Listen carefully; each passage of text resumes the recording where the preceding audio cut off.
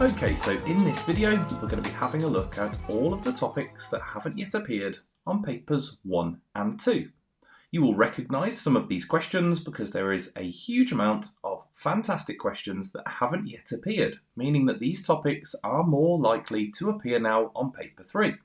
So there are a lot of topics here which you have seen before. Of course, there are some additional topics added in, like this one here for the highest common factor, but we are going to be focusing, of course, on all of those topics that haven't yet appeared. So there is an accumulation here of lots of questions that if you have followed through my paper 1 and paper 2 videos, you will have seen before. But that makes them perfect as I have removed all of the questions and all of the topics that have already appeared, and we are going to strictly focus on all the ones that haven't yet appeared. So we've got a lot to get through, so let's get started with this question. Okay, so if we are asked to find the highest common factor of two numbers, there are two methods that we can use.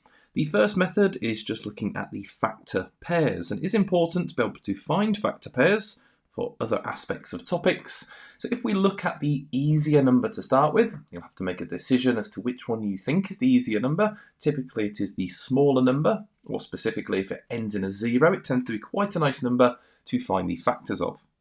So for 60, we can have 1 times 60, 2 times 30, and of course you have a calculator for this, so we can then have 3 times 20. You can then grab your calculator and have a look at some other factors. You've got 4 times 15, 5 times 12, we have 6 times 10, and then you just need to test the numbers between 6 and 10. So we can go on the calculator, 60 divided by 7 doesn't work, 60 divided by 8 doesn't work, and then by 9 doesn't work. So they are all the factors. We then want to have a look from the highest number, thinking about which one of those factors goes into 84 perfectly. 60 doesn't, so you can kind of cross them off as you go. Remember, you just need to do 84 divided by this number now. So divided by 60, no, doesn't divide by 30, doesn't divide by 20, doesn't divide by 15, does divide by 12. So on your calculator, you can type it in if you want, but 84 divided by 12, you get the answer 7. So it's 7 times 12, but of course we're just looking for that highest common factor, and that is 12. So there we go, that would be our answer. Our highest common factor is 12. Now you can use your fact button, or you can write them as a product of prime factors. So if I do 60 as a product of prime factors, that comes out as 2 times 2 times 3 times 5, and you can do the same for 84, and 84, and again I'm just doing this on my calculator, but you can write it out as a product of prime factors as well. That comes out as 2 times 2 times 3 times 7, and if you are finding the highest common factor, we're just going to look at which factors appear in both. They both have a 2, they both have another 2, and they both have a 3. So whatever numbers are in both, we can just multiply those together. So 2 times 2 times 3, all on the calculator, comes out again as 12. So do two different methods there that you can use to work out the highest common factor, but there we go, that is the highest common factor. So we're looking at standard form. We've obviously got lots of different conversions that we can have. Now this one here is converting to an ordinary number, and we have a positive power. So when we have a positive power, we are going to make this into a large number. We're going to jump 5 places to the right. So 1, 2, 3, 4, 5. That's where the decimal will go. Filling in your zeros underneath the loops there, and normally then just rewriting that number nice and neatly. So 450,000 would be your final answer. It is always worth checking. If you type it into a calculator, does it give you that as an ordinary number? So if I type this one in, it does actually come up as 450,000. So don't forget you can use your calculator for these questions. For the next one, we have adding numbers in standard form. Now again, you may also be able to use your calculator for this. So if we type this in, 4.2 times 10 to the power of 3 plus 5.3 times 10 to the power of 2, that actually comes up straight away on my calculator as 4,730. And there we go, I get my answer straight away. Now of course if you didn't do that on a calculator, you could convert them both to ordinary numbers. So 4.2 would become 123, 4,200, and 5.3 would be 2 jumps, it's 10 to the power of 2, 530, and then you can just add those two together there.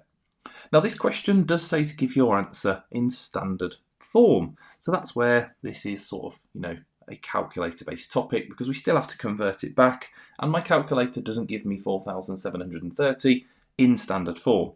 So I do need to convert this back. It goes 1, 2, 3 jumps to make it between 1 and 10, and that would be 4.73, and then times 10, and it's 3 jumps, so 10 to the power of 3. And there we go, that would be my answer written there in standard form.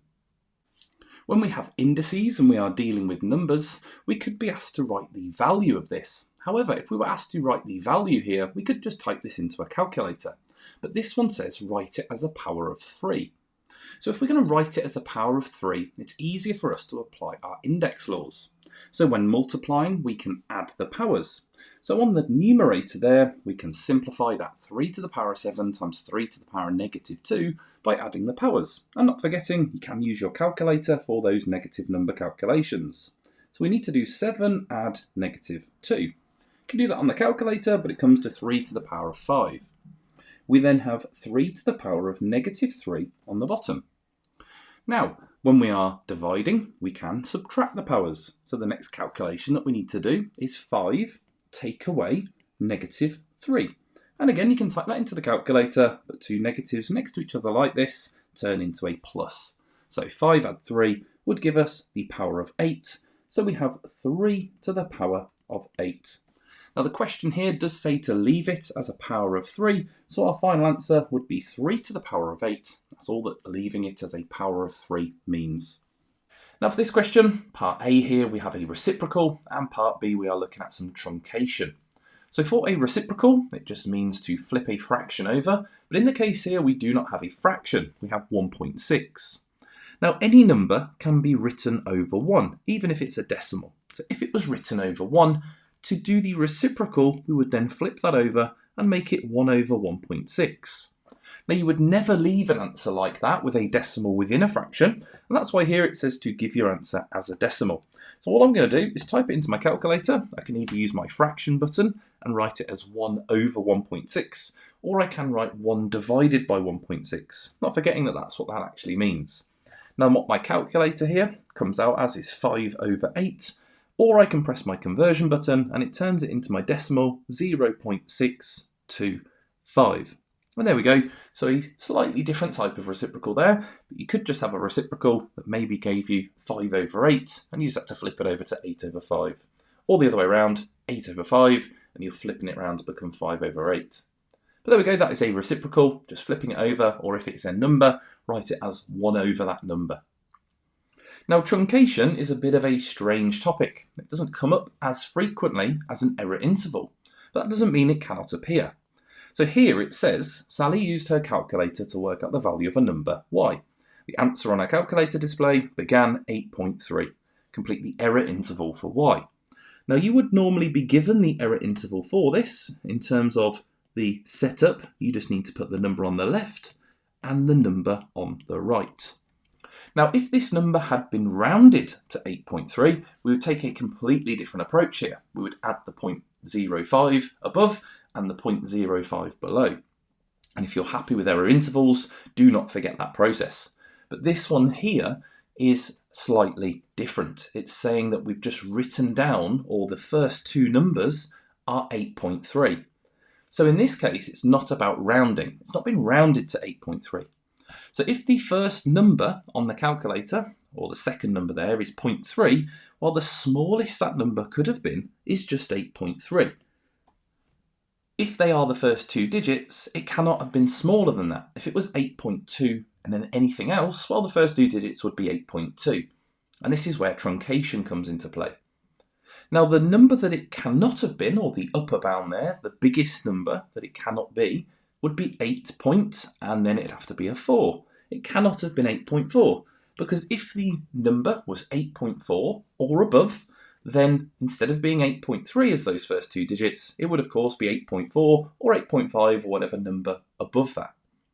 So whatever number is written on this calculator display, and you can imagine a completely random number here, you could have 8.3, 274, and a few more decimals. But if we truncate something, essentially what we do is we chop it after that point and we just forget about what's after it and forget about any rules of rounding.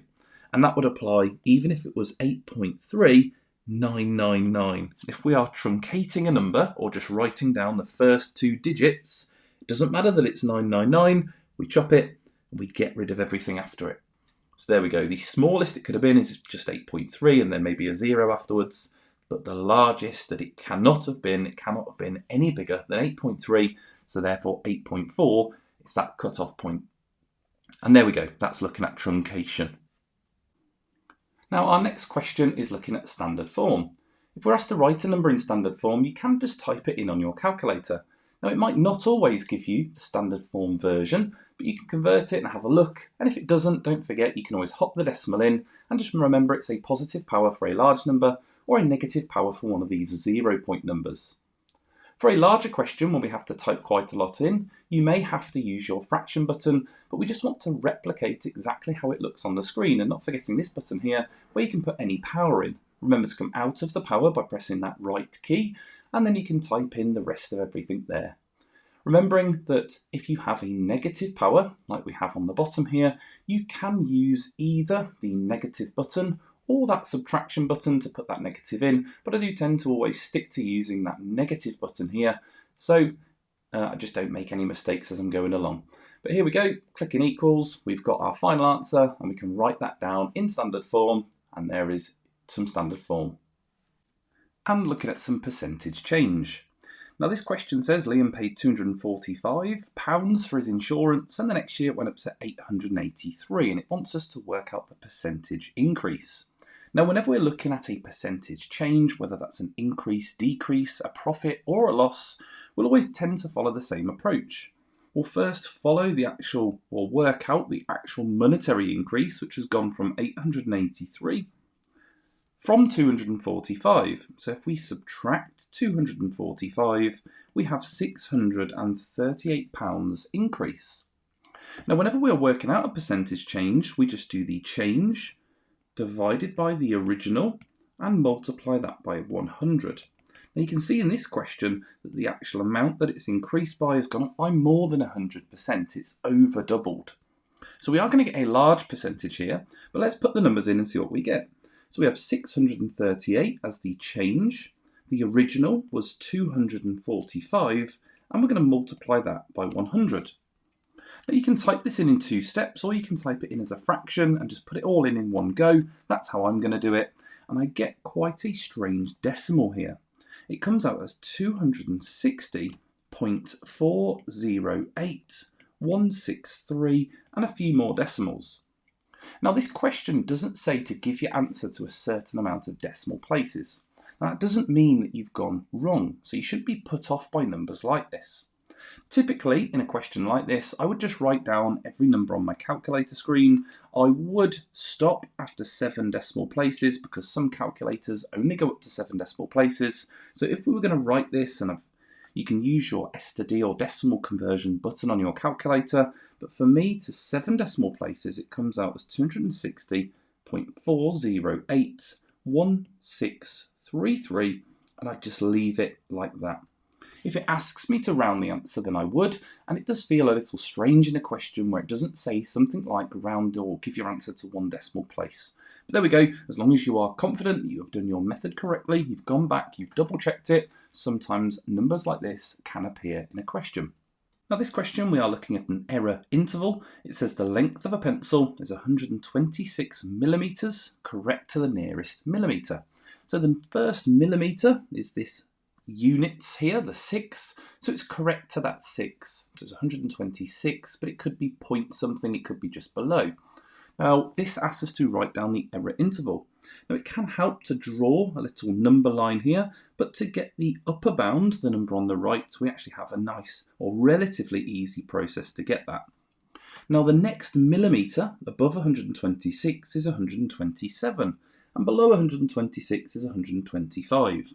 With an error interval, we're looking at those cut-off points or those midway points between those numbers.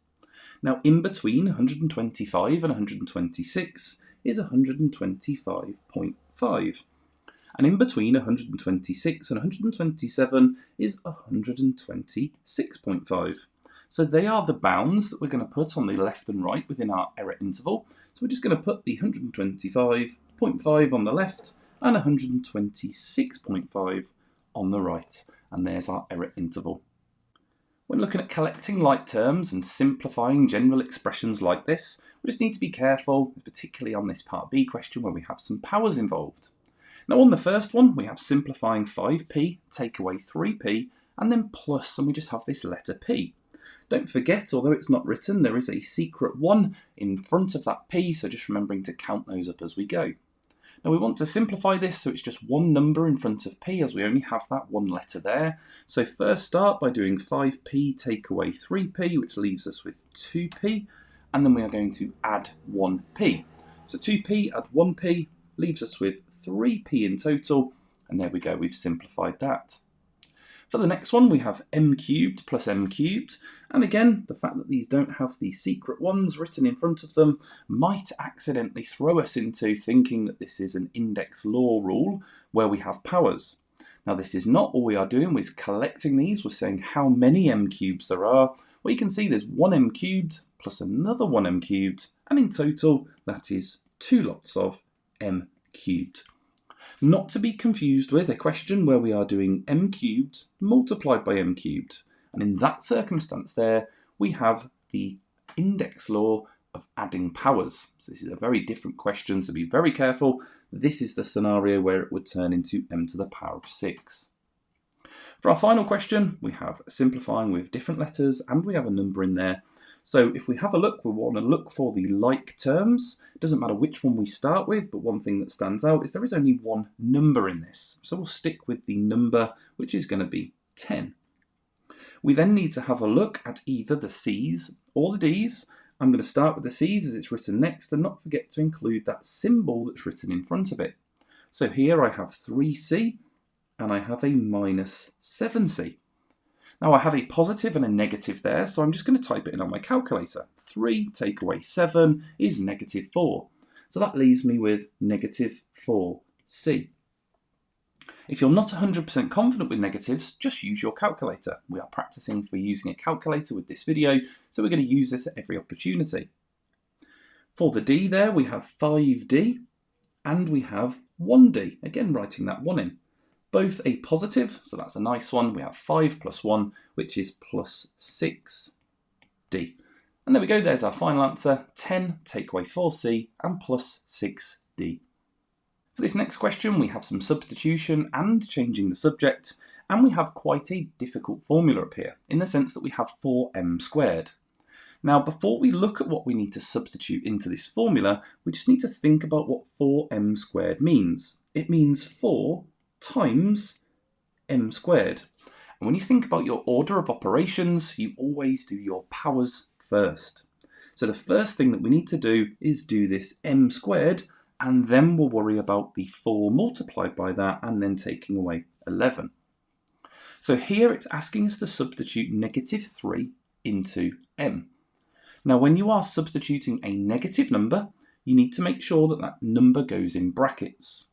So when we are doing m squared, if I do this, so I write this out in one go, we have 4 times, in brackets, negative 3 squared, and then minus 11.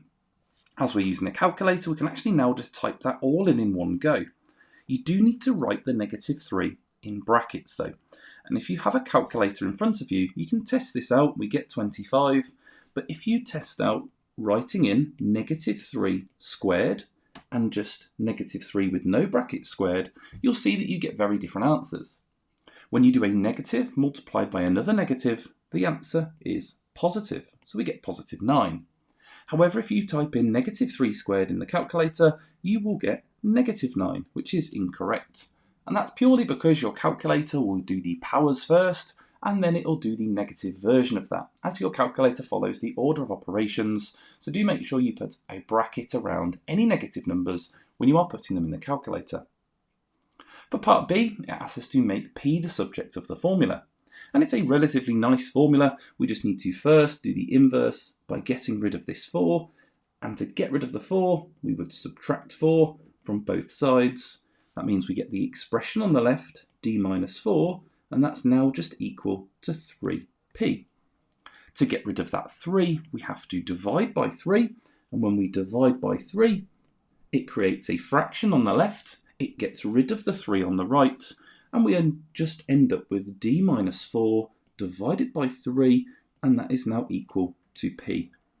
P is now on its own. It doesn't matter whether P is or the subject that you're looking for is on the left or the right of the equal sign.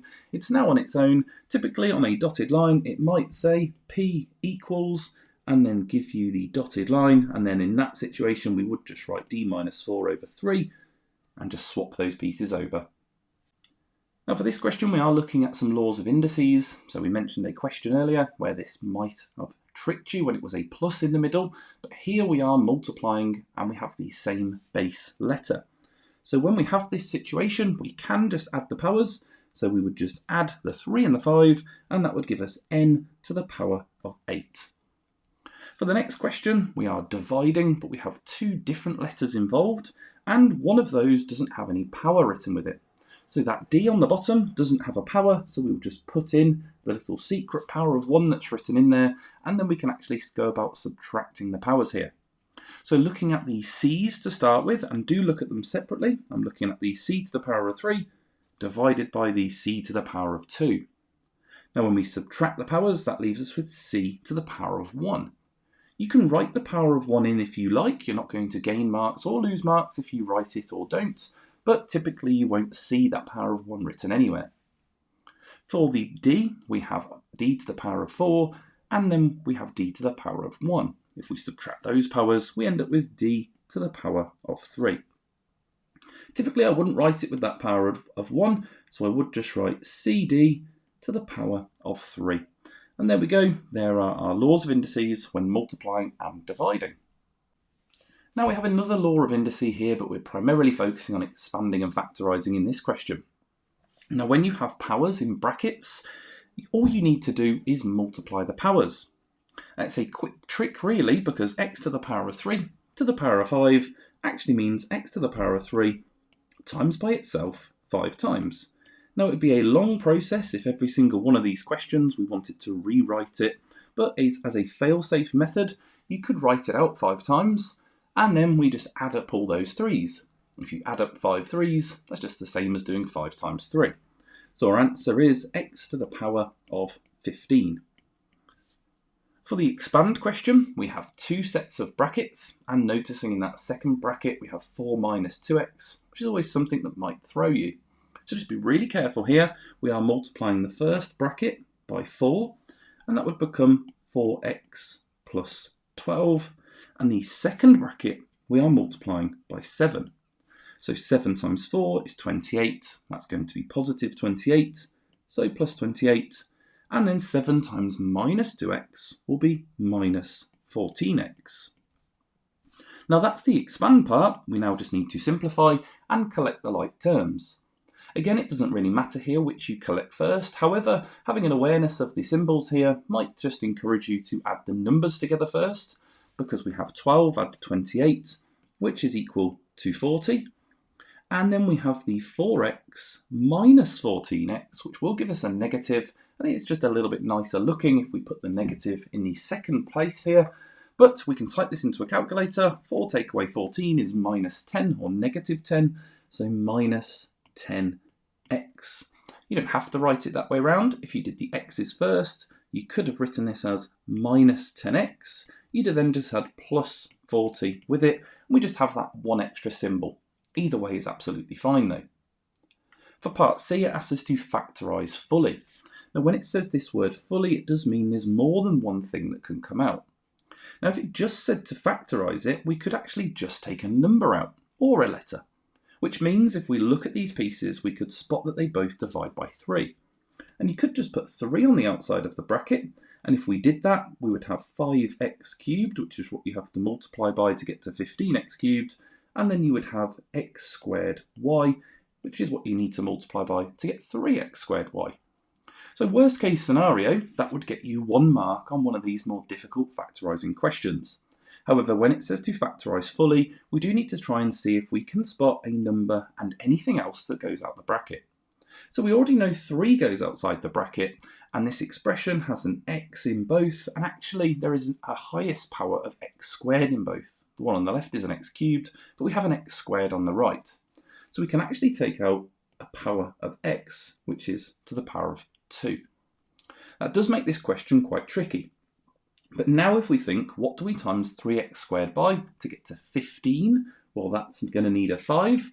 Will that turn into an x cubed? No, we would need another x with the 5.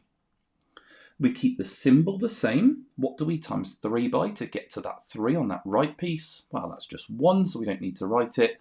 X squared is already in that as well, so we would just need to put a y in that second part of the bracket. Now there are probably 4 or 5 different ways that you could factorise that particular expression. It's quite a difficult one. But fail-safe method, just make sure you always factorise a number out at least, just to make sure you guarantee at least 1 mark on the question. But there we go, there is the factorised fully version to finish it off. And on to expanding and factorising quadratics. So here we're going to start with expanding and simplifying a double bracket. So we have 4 multiplications to do. We're going to first multiply the 5x by both pieces in that second bracket. 5x times 2x will give us 10 with x squared. And 5x times negative 3 is negative 15x. We can then move on to the 2, so 2 times 2x, and that's positive 2 times 2x, so positive 4x. And then positive 2 times negative 3 makes negative 6. We can then collect together these middle terms, and we have 10x squared at the start, negative 15 add 4, and in this circumstance here, remember to use your calculator, negative 15 add 4, which is just negative 11, so negative 11x, and then minus 6. And there we go, that's our final answer, and typically most double brackets will look like this when expanded. They will usually be in this format where we have an x squared piece, an x in the middle, and a number at the end. On to part B, where we are factorising. In this circumstance here, we want to find the numbers that go into our double bracket. They both will have an x at the start, as it's again just an x squared at the start of this quadratic. We want the numbers that multiply to make 12, so we could have 1 and 12, 2 and 6, or 3 and 4. We are looking for the pair of numbers that add together to make 7. That pair of numbers is 3 and 4. You can do a process of elimination going down your list, but that is plus 3 and plus 4, and they can be written in either order. Other than these two, there is another type of quadratic which is worth knowing about, where you have an x squared minus something like 16. Now in this circumstance there is no x piece in the middle, and that's because this is called a difference of 2 squares. And this is the one situation that's slightly different to both the ones on the screen.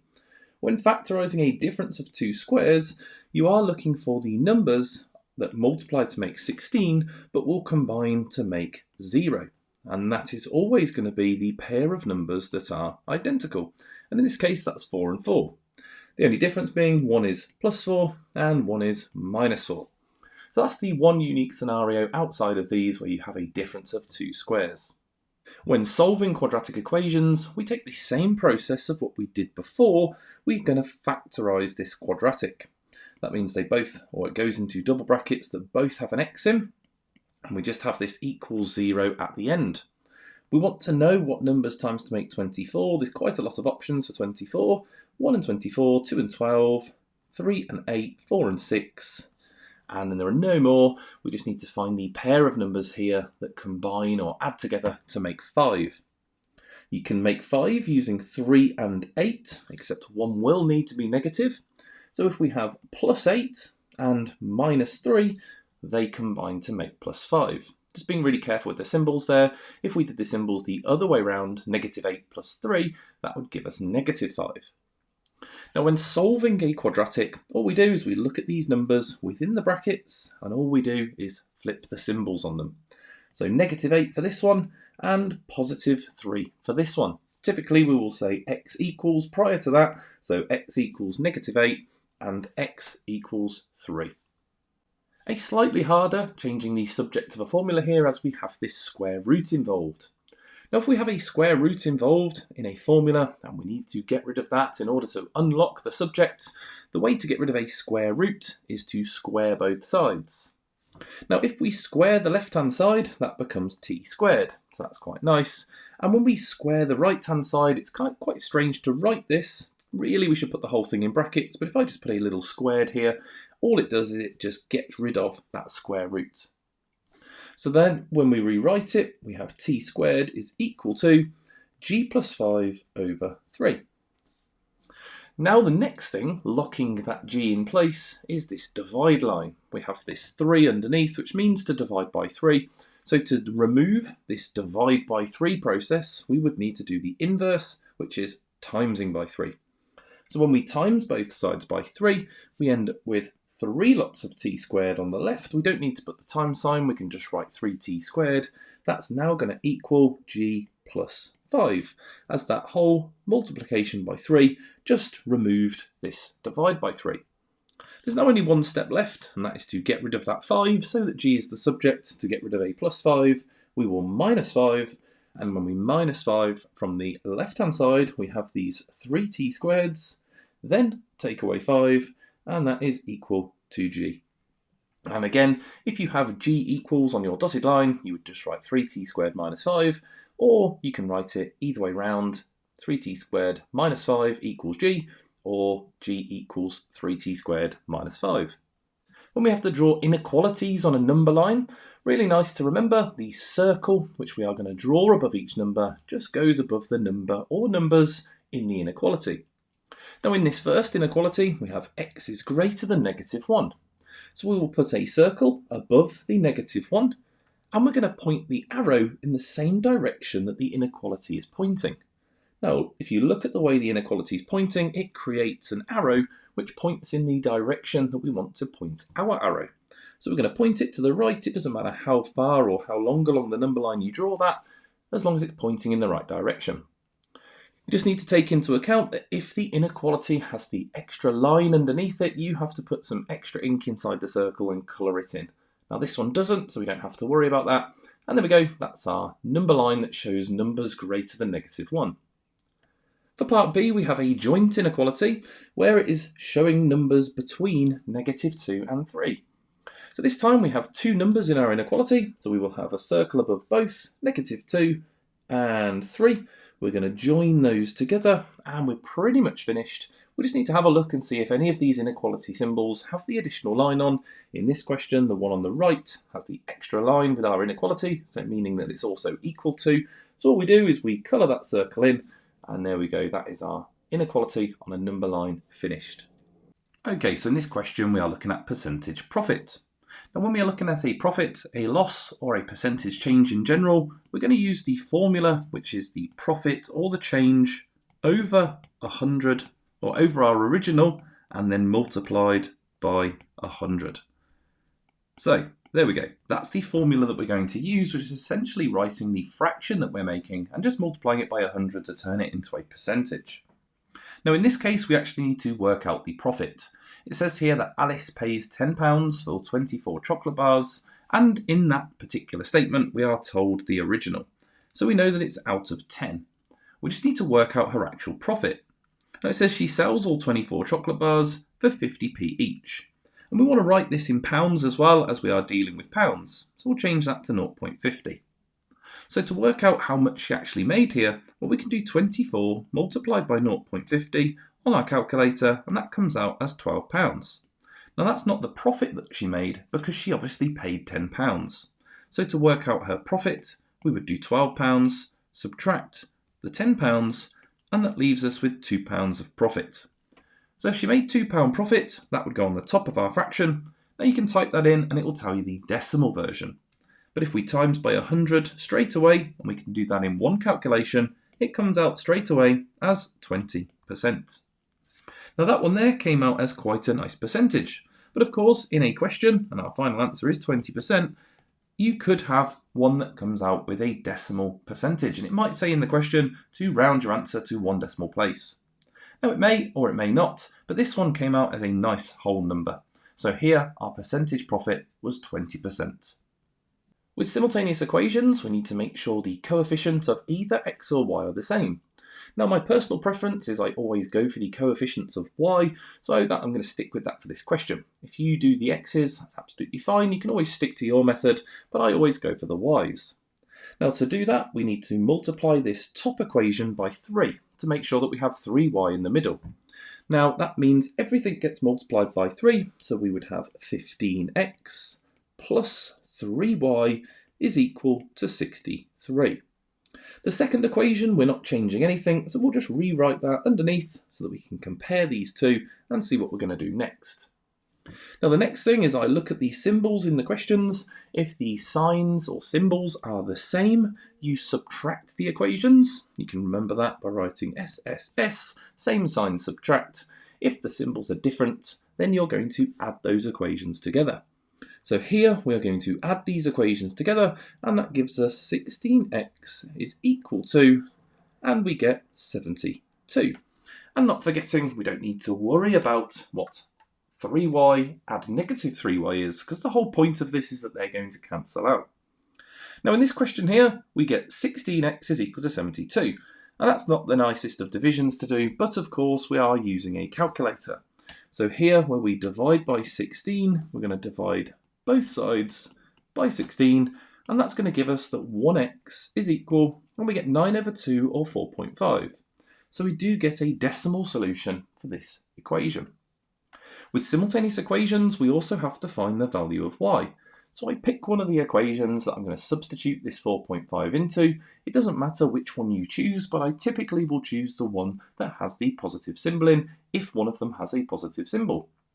So 5x means 5 times x, which is 5 times 4.5. Again, we can do this on the calculator, so we don't need to worry about the fact that we've got some different or decimal type numbers. That gives us 22.5, and then we'll write the rest of the equation. Plus y is equal to 21.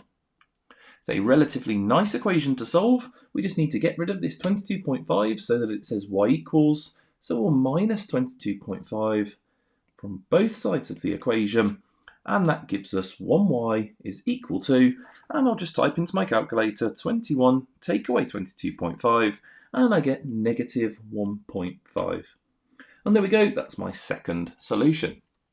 Typically on a simultaneous equation question, it will have the dotted line that will say x equals ... and y equals ... So just make sure you put them into the correct place on the dotted lines. Okay, so in this question we have some simultaneous equations and we have the same sign in each equation. Now again, I like to make the coefficients of y the same, the number in front of y, and in this case I only have to change one equation. So to make the numbers in front of y the same, I'm going to change this 2y into a 4y. Not forgetting that when we change one thing in the equation, we have to change all three. So I'm going to multiply this equation by 2.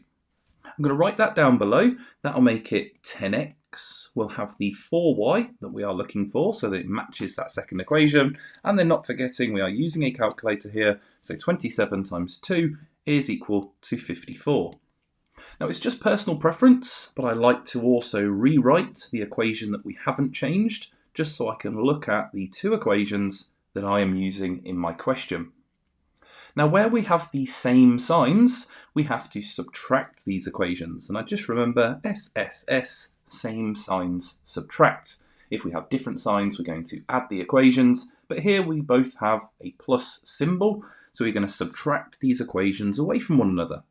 That's relatively nice and easy to do. So we have 10x take away 6x, which leaves us with 4x, and we have 54 take away 28, which I'm just going to type into the calculator, and that gives me 26.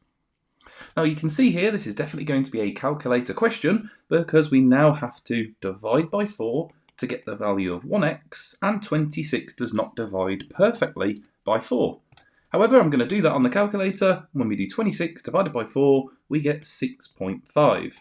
And don't be put off by a decimal value in our simultaneous equations. I only really have one step left. It's a relatively long step, but I need to find that value of y. So I'm going to pick one of the equations from the question. It doesn't matter which one. I'm just going to pick the top equation as I've looked at that one first. But when the signs are the same, typically it doesn't really matter which one we pick. So just pick one of them. Now here we have 5x, so the 5x is now going to turn into a whole number. So I'm going to do 5 multiplied by 6.5 because x was 6.5. Again, I'm going to type that in on my calculator and that comes out as 32.5. So I'm just going to rewrite the equation, but now 5x has become 32.5. So plus 2y is equal to 27. Now at this point we can see it's not going to be a very nice solution, but that's fine because we are using a calculator, because I'm going to have to take away 32.5 from both sides of the equation, which is going to leave me with a negative decimal on the right hand side. But I'm not going to let that put me off because I just need to type into my calculator 27, take away the 32.5. And that means I have 2y is equal to, and it comes out as minus 5.5. Again, I'm not going to let that put me off because all I need to do is divide by 2 to get the value of 1y, and I just need to type into my calculator divide by 2, and that comes out as minus 2.75. So really not very nice sets of solutions there. Typically on the dotted line we'll have x equals ... and we'll obviously put 6.5, and on our y equals ... we'll put in the minus 2.75. So there was an example of some simultaneous equations where we have some not very nice solutions at all, but it's exactly the same process as we'd normally follow. But of course, while using a calculator, just make sure you don't let those, what I'll call horrible numbers, put you off. And there we go. There is a simultaneous equation where we have the same signs. When writing expressions, there are tons of different types of expressions that we could be asked to write. This is a relatively nice one. It says there are y boats on a lake and there are 9 people in each boat. Write an expression in terms of y for the total number of people in the boats. Now these expressions here are typically not trying to trick you. We do just have to think about how would we find the total, or how would we find whatever the sort of calculation is if we knew how many number of boats there were instead of y. Well, for example, if it told us that there were 5 boats, to get the total number, we would do 5 times 9 and we would get the answer 45. Now this question hasn't told us the 5, but we would still take the same approach. It's just rather than doing 5 times 9, we just do y times 9, which obviously doesn't equal 45, and as an expression, we don't write the times sign, and we put that number first. So we would just put 9y. So our expression and our final answer is just 9y. A few different types of things that could be involved. It could say that there is 9 more than something or 9 less than something, and in those circumstances you would use plus 9 or minus 9, but this particular one here was looking at a multiple of how many would be in there. There are y boats, there are 9 in each boat, so you would multiply to get the total for this one. Okay, so looking at some angles in quadrilaterals. It says here PQRS is a quadrilateral, PST is a straight line, find the value of y. Now angles within a quadrilateral, we need to know, add up to 360 degrees. So we need to add up the angle that we've got and see what's missing to find this missing angle here inside the quadrilateral. That's going to help us get to y, as it's told us that PST is a straight line. So these two angles here, which are next to each other on a straight line, add up to 180 degrees. So that's all the knowledge that you need to know for this question.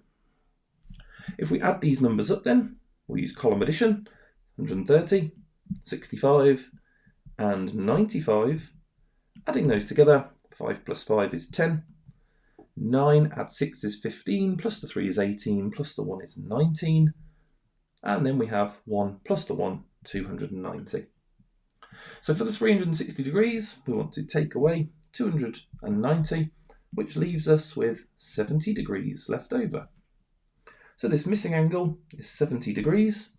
We also have just identified the angles on the straight line equaling 180. So to find the value of y, 180, take away the 70 degrees next to it, leaves us with 110 degrees. So there we go, y is equal to 110 degrees, and that's our final answer. Now when looking at trigonometry, there's lots of different ways that people are taught this. You may write the ratios down, you may write formula triangles down. Either way is absolutely fine. Now for a formula triangle, as I know a lot of people use this method, If we are looking at SOHCAHTOA, we need to first decide which letters we're going to be using, and they refer to the side lengths. Now this first one here is asking us to work out the length of B to C. B to C is this length down here. That is the opposite side to the angle that we are going to use. The hypotenuse, which is the longest side, has not been given to us, but that means the final side, the 12, is called the adjacent. So here we have the opposite and we have the adjacent. And if we look at our formula triangles, the only one with O and A in is our TOA formula triangle, which means we're going to be using tan. So in this circumstance, you cover up the side that you're looking for, which is the O, and that T next to the A means we need to do a multiplication. Whenever you press sin, cos or tan on your calculator, a bracket will appear, and that reminds you to put the angle in the question into that bracket. Just don't forget to close the bracket. We're going to multiply that by the adjacent, which in this case is the 12, and then we just need to type that into the calculator. So tan 56, not forgetting to close the bracket, multiplied by 12, and that is equal to 17.79. Now there are more decimals, but it does say here to give your answer to one decimal place. So I'm going to round the answer from there, which is 17 point. After the 7 is a 9, so the 7 rounds up to an 8. So we have 17.8 centimetres as our final answer. Now for part B here, we are looking at finding the angle. So again, we need to follow the same steps. We need to label the sides. Now this time, the side opposite the angle has not been given to us, and it's not the one that we're looking for. So we're just going to label the other two sides. 18 is the hypotenuse, and 15 is the adjacent, as it's not the opposite. So we have A and H in this one. A and H is in our CAH formula triangle, which means we're using cos. When you are finding the size of an angle, again we're going to take the same approach. We cover up the C, and that means that we need to do A divided by H. However, if you type in A divided by H, it will just give you a decimal. And you can type it in 15 over 18, and you will see that you just get a decimal, comes out as 5/6, but that is not the angle. In order for the calculator to know that you're looking for an angle and not just doing a division, we have to press Shift cos, which will bring up the inverse of cos. We get cos minus 1. Again, when you type that in, it will open a bracket, and that just reminds you that that fraction needs to go in there. So if we put the fraction in, it would be 15 over 18. You can close the bracket if you like. It doesn't really matter in this particular one because nothing's going after the bracket, but it's always good practice to make sure you do close the bracket so we don't forget in other scenarios. So 15 over 18, and we get the answer 33.557. Again, it only wants my answer to one decimal place. So if we round that to one decimal place, we get 33 point. After the 5 is another 5, so 6. And not forgetting, this is an angle, so that is in degrees. There we go, we get 33.6 degrees as our final answer for that one. Now when looking at averages, there are 4 of course that we could be asked to look at, but here we're going to look at the mode and the mean. Now the mode is the most common number, and when the numbers have already been put into size order, it does make it really nice to see the mode. We can see over here that there is a cluster of 4 8s. So the mode, being the most common number, is going to be 8.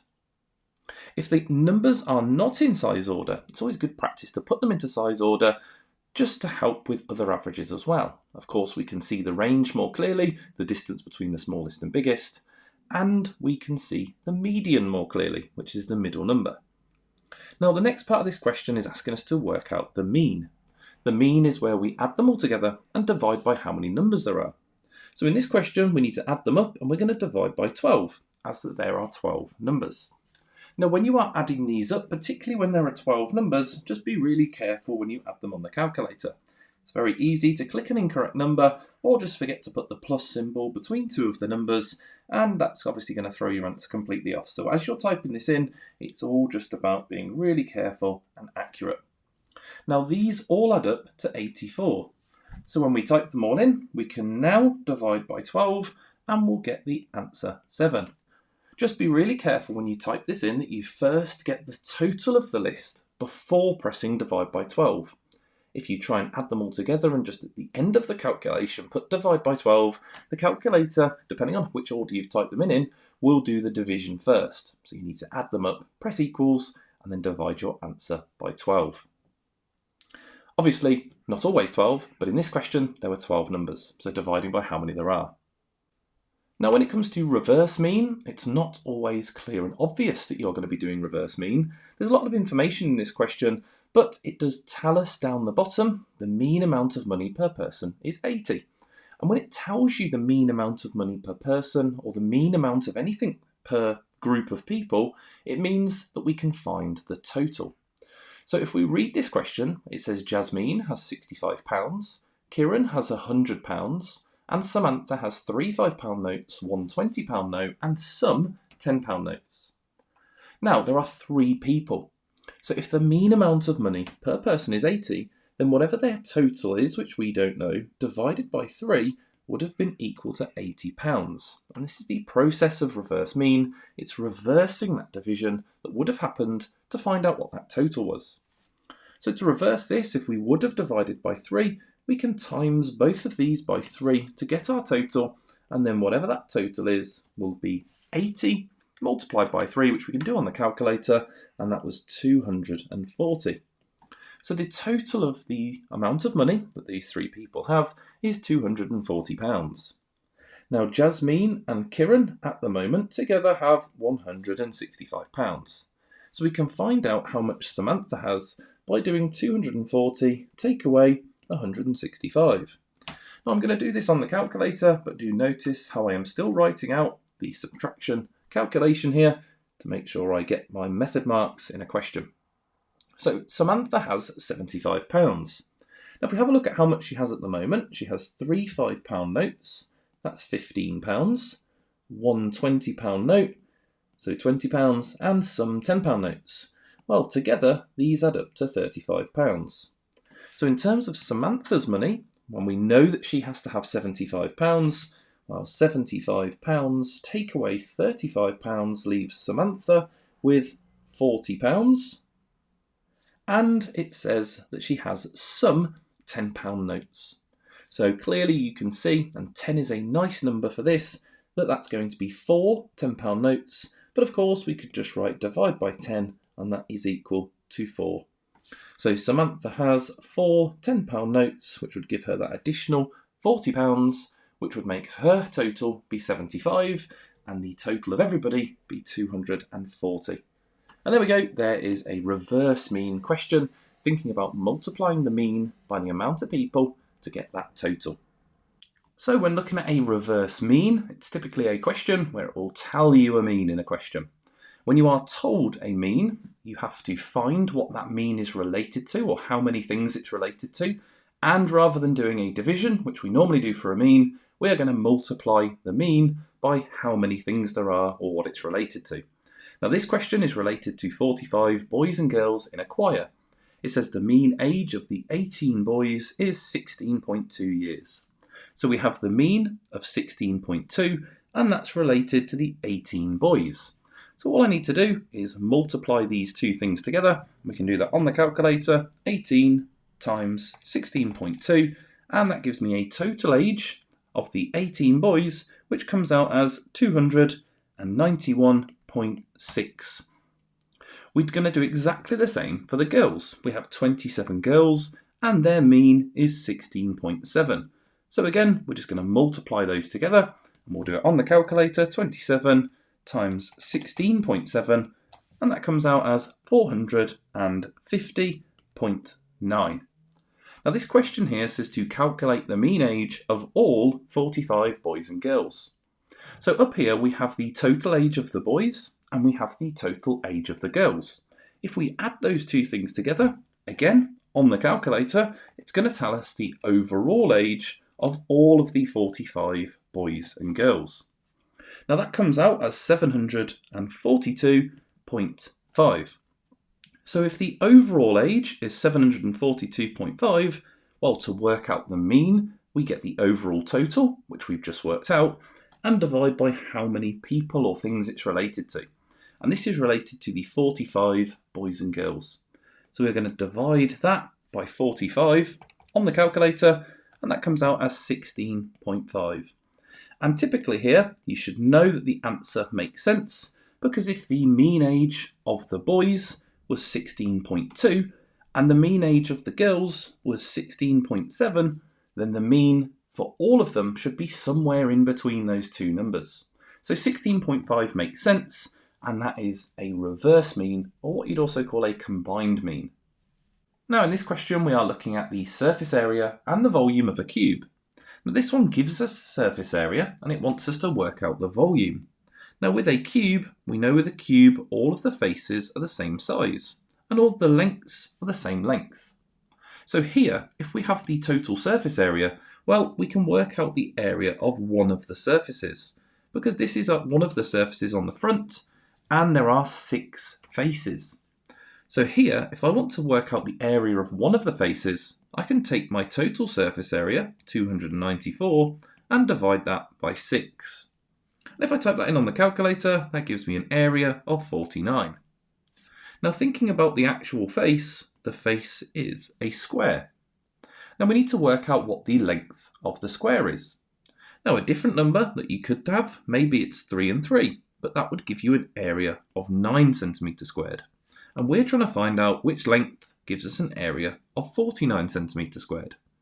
Now 49 is a square number, but if it's not a square number, well, we can just square root the 49, the area, and that will actually just tell us it on the calculator. Now the square root of 49 is 7, so we know that the side lengths are 7. Now if we draw another cube to divert our attention now to the volume, well, if we have a cube, which we have here, and all of the side lengths are 7, well, to work out the volume of a cube, just like any other prism, we work out the area of the cross section, which of course we already know, as that's 49, and multiply it by the distance that it passes through the shape. So with this one here, we would do 7 times 7, which gives us the area of 49, and then we just end up multiplying it by another 7. So we can do 7 to the power of 3, or we can type in 7 times 7 times 7, but we get the answer 343. That is now a volume, so that would be centimetres cubed. And that's how we would transition from surface area to volume. However, if we were working the other way and we were given the volume, well, in that case, if we were going back to the surface area, we would need to find the cube root of 343. And the cube root of 343 is 7. That tells us that the length of each square is 7, and therefore we could work out the area of one of those squares, like we did over here, by doing 7 times 7, and then multiplying that by 6 for the total surface area. So we can move back and forth between the surface area and the volume of a cube relatively nicely. That would be a little bit more complicated for another shape like a cuboid or a triangular prism. We'd have to probably be given a little bit more information, but that's a really nice question there, looking at the surface area and the volume of a cube. For a scatter graph, there's lots of things that you could be asked about. One of the things which comes up quite often, which is not on this question, is an outlier. And an outlier is a point that lies away from the rest of the points, something like this. Now when we do a scatter graph, as always, we should draw a really nice clear line of best fit, regardless of what the question is asking us to do. A line of best fit is a line that follows the general trend of the points, and ideally you want the same amount above and below. There is going to be a range of line of best fits that people are allowed, so don't worry too much about it being absolutely perfect. After all, we are not computers. Now this one says that Ellie got a mark of 34 in her science test, and it wants us to use the scatter graph to estimate how much she got on her maths mark. So if we actually have a look, the science mark is down the bottom on our x-axis, so we need to find 34, and we're going to go up from 34 up to our line of best fit using a ruler and a pencil as carefully as we can. Once we've done that, we're going to go straight over to the other axes, and you can see on this one it lands perfectly on 40. Now yours, if you were doing this, might not land perfectly on 40. It might have been just above or just below. So there are going to be a range of values that you are allowed, but for my one, we have 40. And there we go, that's using a line of best fit on a scatter graph. Now a frequency polygon is a really nice graph to draw. Part A here though asks us to find the modal class interval. Now modal class is just another word that's used for the mode when we are looking at groups. So here on the left we have categories 1 to 30 to 140, 140 to 150, and all the rest going down. So for the mode, we're looking at which is the most common group. You can see over here there's a frequency of 24 in one of those groups, and that refers to this particular group over here. So the most common, and this is about the height of 80 children, so the most common height or the most common group of heights is 150 to 160, and you just copy down that inequality exactly as it's written in the table.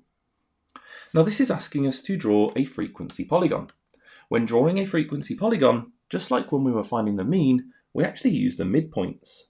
So I want to write the midpoints in. Again, you can use that same approach as before.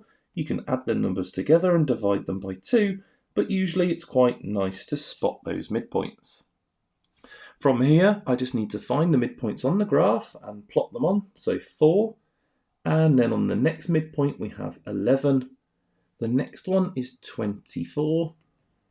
The next one is 22. And then we have 19.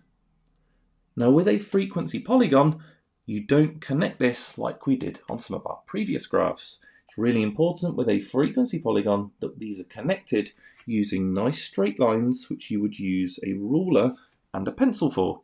So you're going to connect these together using nice straight lines, making sure it definitely doesn't look like a smooth sort of curve or sort of connected not using a straight line. There's not really a phrase that we can use for not connecting it as a straight line, but just make sure that it's really clear that you've joined that up using a straight line. You do not have to connect it to the axes or to the origin, you just need to connect it from the first dot to the last dot, just like that. Now with sampling and bias, you might be given a table that shows a particular sample. This particular question has no table. So it says Millie is planning a school trip for 240 students. She asks a sample of 40 students where they want to go, and then it goes on to tell us that 5 students choose to go to a theme park. Work out how many of the 240 students you think will want to go to a theme park. Now when we're looking at a sample, we just need to know how many chose a particular option, in this case the theme park, and how big was the sample. And we'll write that as a fraction. So in this case, that's 5 out of 40 students wanted to go to the theme park, which means that 5/40ths, or for every 40, 5 want to go to the theme park. Now you can simplify this fraction. Remember, if you type a fraction into your calculator, it will simplify it for you. So if you just type 5/40 in, it simplifies down to 1/8, which means that 1/8 of the students want to go to the theme park. So actually all we need to do is work out 1/8 of 240, which is just dividing by 8. So 240 divided by 8, we can type that into the calculator as well, and 240 divided by 8 is equal to 30 students. And there we go, 30 students want to go to the theme park. Okay, so looking at some pie charts, we have a slightly different question to normal here. Rather than drawing a pie chart, we're looking at interpreting a pie chart. Now it says here the pie chart shows the information about the favourite animal of each student at school A and for each student at school B. It then tells us there are 480 students at school A and 760 students at school B. It says Tamia says the same number of students at each school have tigers as their favourite. Is Tamia correct? Well, in order to find how many people actually like tigers the most, we just want to break down the pie chart and see what 1 degree represents in each pie chart. We can then find out what any amount of degrees represent. So if this pie chart over here on the left, School A is 480 students, and of course 760 on the right, we want to find out exactly how much is in each sector. So if we divide each of these by 360, and we'll start with School A, 480 divided by 360 is 4/3. Not the nicest of numbers, but 1 degree is equal to 4/3. That's fine, I'll just leave it as a fraction for the moment. We can now multiply that by 60, and that will tell us the amount here that liked monkeys the most. So if we times by 60, that is 80 people. So 4/3 times 60 gives us that 60 degrees is 80. So 80 people like monkeys the most. Now there are 480 people in total at this school. And 480 take away 80 is 400. Now both the lions and the tigers here are both x, which means that they're both the same. So if there are 400 in total, if we divide this by 2, that tells us that each of those represents 200 people. So the lions is 200 people and the tigers is 200. We now know how many people preferred tigers at school A. So we're just going to have a look at school B. Now, as it turns out, in school B, this is actually a 90-degree angle. And a 90-degree angle is a very nice one because that's 1/4 of the circle. So we could actually just divide by 4 to see that amount of people in that particular sector. However, we can take the same approach. You could do 760 divided by 360 to find out what that represents. But as it's 90 degrees, we should always look for ways of saving time. So we can actually just do 760 divided by 4, which is 1/4. And if we type that in on our calculator, we get 190. So that's 190 in this particular pie chart. We don't need to find the other two because we are only comparing the tigers. So here it says, is Tamia correct? She said the same number of students at each school have tigers as their favourite, but we've just identified that school A was 200 and school B was 190. So we would say no, Tamia is not correct. There we go. So Tamia is not correct. And we have our numbers to back that up. You could write in a little sentence, tigers are 200 at school A and it's 190 at school B. Okay, so looking at some proportion. It says here Alfie's going to make some concrete and this is how much cement, sand and stone he's going to use. It says the cement and stone are sold in bags and this is what he already has. So he has 10 bags of cement, 20 bags of sand, 20 bags of stone. Work out what bags he needs to buy to make the concrete. Well, first of all, we want to know how much he actually has. We know how much he has in bags. So he has, and if we label this underneath, we've got 10 bags of cement, 20 bags of sand, and 20 bags of stone. Well, in terms of total kilograms, because that's what we know up here is our sort of recipe for this concrete, how much we actually need. Well, 25 times 10 is 250 kilograms. Does he have enough of that? Well, he only needs 180, so we have enough cement. On to the next one, 22.5 times 20 is 450 kilograms of sand. We have enough of that. And on to the last one, 50 kilograms times 20 is 1,000 kilograms. Now, he needs 1,080 kilograms. So here is the limiting amount, and he's going to need to buy more bags of stone. So to write out exactly how much we need, 1,080, subtract the 1,000 that we have, leaves us with 80 kilograms of stone that we need to buy. Now, having a look, we can see over in our table that one bag of stone is 50 kilograms. So one bag is not going to be enough. We'd have to buy 2 bags. Yes, we'd have 100 kilograms and we only need 80, but we'd have to buy 2 bags of stone. So here we would need to buy 2 bags of stone. So there we go. 2 bags of stone would be our final answer, and that would give us enough in order to use this recipe to make the concrete. Now, these questions where we are converting both currency and units are always questions that just don't look very nice to answer. There's a lot of numbers going on. We've got one thing in euros, one thing in pounds, one in litres, one in gallons. But ultimately, all we need to do is get everything into the same currency so that we can make a comparison in terms of the value. And we also need both of them to be in the same units. Now, it makes sense to convert the currency into pounds, as that's the home currency of what we are using. So here, we're going to first change the 54 euros into pounds. Now, you can see in the pounds to euros conversion here that the pound number, the size of the number, is smaller than the euro number. They have the same value, but it's a smaller number. So in order to get the 54 euros to become pounds, we either need to multiply or divide by 0.85. But having an awareness that the number has to be smaller means that at least if we do the incorrect one, then we're going to know about it. So the correct method here is to do 54 multiplied by 0.85. That gives us that smaller number, which we'll see now. And we get £49, £45 and 90 pence. So that is the cost of the 36 litres. Now it doesn't really matter whether we make a comparison in litres or in gallons, but I can straight away find a value now for this petrol. So here it's £45.90 for 36, and I'll just put L for litres. Now we don't want to compare the price at 36 litres, we want to know what the value of 1 litre is. So to get there, we just divide by 36, so £45.90 on the calculator, divide by 36, it is 1.275, or £1.27 and a little bit extra. I'll leave the 5 in there just in case our next one comes out as £1.27 with a little bit extra as well, just in case they're really close.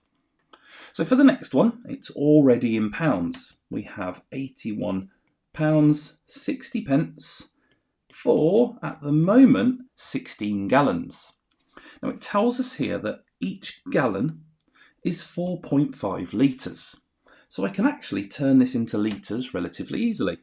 I just need to do 16 multiplied by 4.5, and that's going to give it me in litres, as every 1 gallon is 4.5 litres. So 16 times 4.5 is 72 litres, and now we have a comparable sort of unit.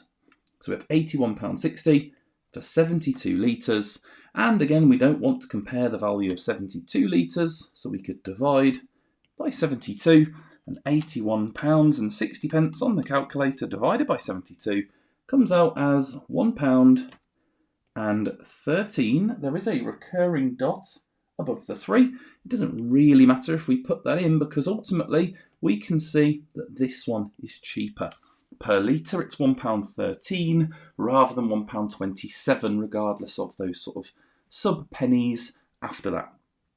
So there we go, it is cheaper in that second option, and that was in Scotland.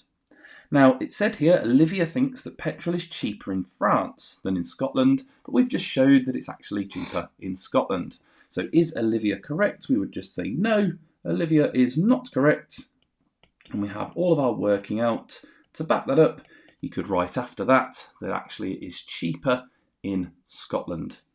And there we go, that is some currency conversions, but also dealing with different units. We may also have to deal with speed and time on a distance time graph. This one here says David drove from his home to the gym. He stayed at the gym and then drove home. Part A here is relatively nice. It says how many minutes did David stay at the gym? We just need to make sure we read it really accurately. So where he stays at the gym is this flat line here where he hasn't travelled any distance. So if we go down really carefully using a ruler, that is 12:45 that he got to the gym, and then when he left it was 1:30. We've got that 1:30 just here. So from 12:45 to 1:30, that's a total of 45 minutes. Part B here is a little bit more complicated. It says, what was David's average speed on his journey home? Well, on his journey home, which is this final part of the line here, well, we need to know how far he's gone and how long it took him to do so. So if we go along here, you can see that that was 25 kilometres. So he's done 25 kilometres and it took him 30 minutes. Now you might logically know what that answer is, but if we want to write it down visually so we can actually see that, we can write a distance and a time. He's gone 25 kilometres in 30 minutes. Now a speed would be given in kilometres per hour. So we want this to be 60 minutes, which visually you can see now is just timesing by 2. So the distance would also times by 2, and that means he's going 50 kilometres per hour. So my final answer, 50 kilometres per hour, is the speed that David's going in order to do 25 kilometres in 30 minutes. Now, when looking at depreciation, this is the word for when something goes down in value. So here it says Jack bought a new boat for £12,500. The value, which is V, of Jack's boat at the end of n years is given by this formula. So the value of the boat is equal to £12,500, the starting price, multiplied by 0.85 to the power of how many years? At the end of how many years was the value of Jack's boat first less than 50% of the value of the boat when it was new? So we're looking at when is that boat going to hit that 50% of its value or below, because we're looking at how many years. Now 0.85 as a start is the decimal multiplier for 85%.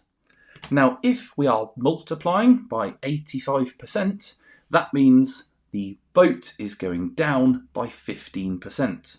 We can figure that out, of course, by doing 100%, the original value, take away 85, and that tells us it's going down by 15%. So in a question, if it said the value is going down by 15% or it depreciates by 15%, this is the multiplier that we would use, 0.85. And you can just type into your calculator 85%, which comes out as 0.85 using that percentage button. And I will link a video in the description for you to have a look at how to use that percentage button for other topics. So there we go. We just need to type this into our calculator. So essentially, because we don't actually have to figure out that decimal, this is really just using a calculator. So if I type in 0.85, I need to pick an amount of years. Now, first of all, I might just want to think to myself, well, what number am I actually trying to achieve here? So if we divide it by 2, the value of the boat, because we were looking for when it hits that 50%, we'll divide by 2, and that is £6,250. So let's pick an amount of years, 12,500 multiplied by 0.85, and let's just go for a power of 5, and that would be 5 years. So for 5 years, the value of the boat is £5,546.31 if we round it to the nearest penny. Now that's gone way below the 6,250. So I'm going to go back into my calculator, I'm going to delete the 5, I'm going to put a power of 4. Now for 4 years, the value of the boat is £6,525.07 if we don't round that.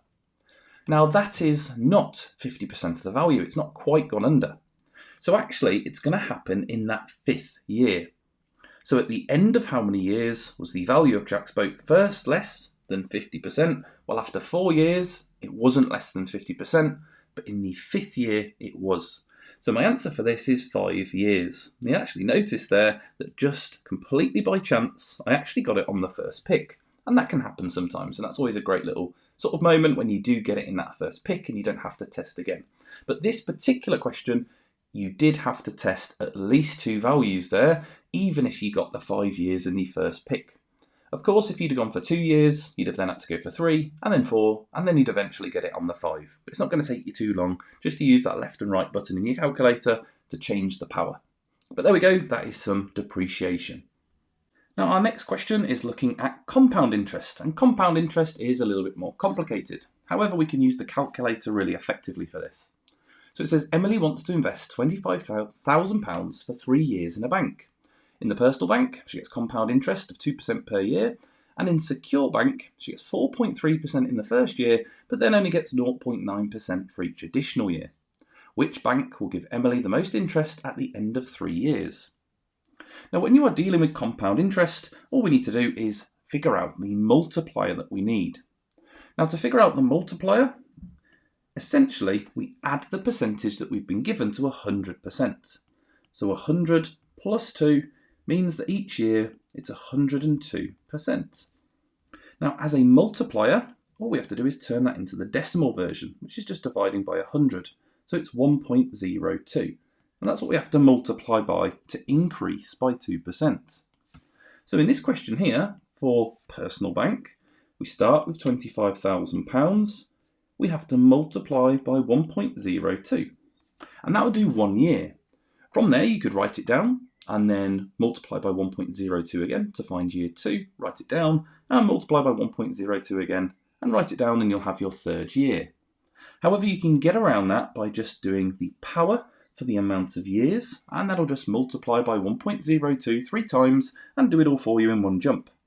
So 25,000 times 1.02 to the power of 3, that comes out as £26,530 and 20 pence. So that's how much she'll get if she invests in personal bank. Now we do need to be a little bit more careful with secure bank because there is a different amount in the first year. And with 4.3%, we do get some quite small percentages in terms of the multiplier. So if we add that to 100%, in this question you would get 104.3% in the first year. To turn it into a multiplier, divide by 100, and just being really careful of those decimal places, we get 1.043. So in the first year, we need to times by 1.043. So 25,000 multiplied by 1.043. I only get that in the first year, so I am going to have to write that down this time. 25,000 times 1.043 gives me £26,075. Now that is now how much Emily has in the bank, £26,075, and we're going to have to multiply that by the new multiplier for the 0.9% that you get in every extra year. So adding that to 100 wouldn't be much over, it'd be 100.9%, and that's all that we're going to get in that second and third year. Again, dividing that by 100, which is being really careful now, because we do get 1.009, and that's what we're going to have to multiply by. Now you've got two options again. You can multiply by 1.009, write it down and do it again, but I'm going to put a power of 2 with this one for the 2 additional years. So 26,075 times 1.009, and then that is to the power of 2, and that comes out as £26,546 and 46 pence. So you can see here, actually, we get slightly more in the secure bank. Not much more, it's about £16 and 26 pence.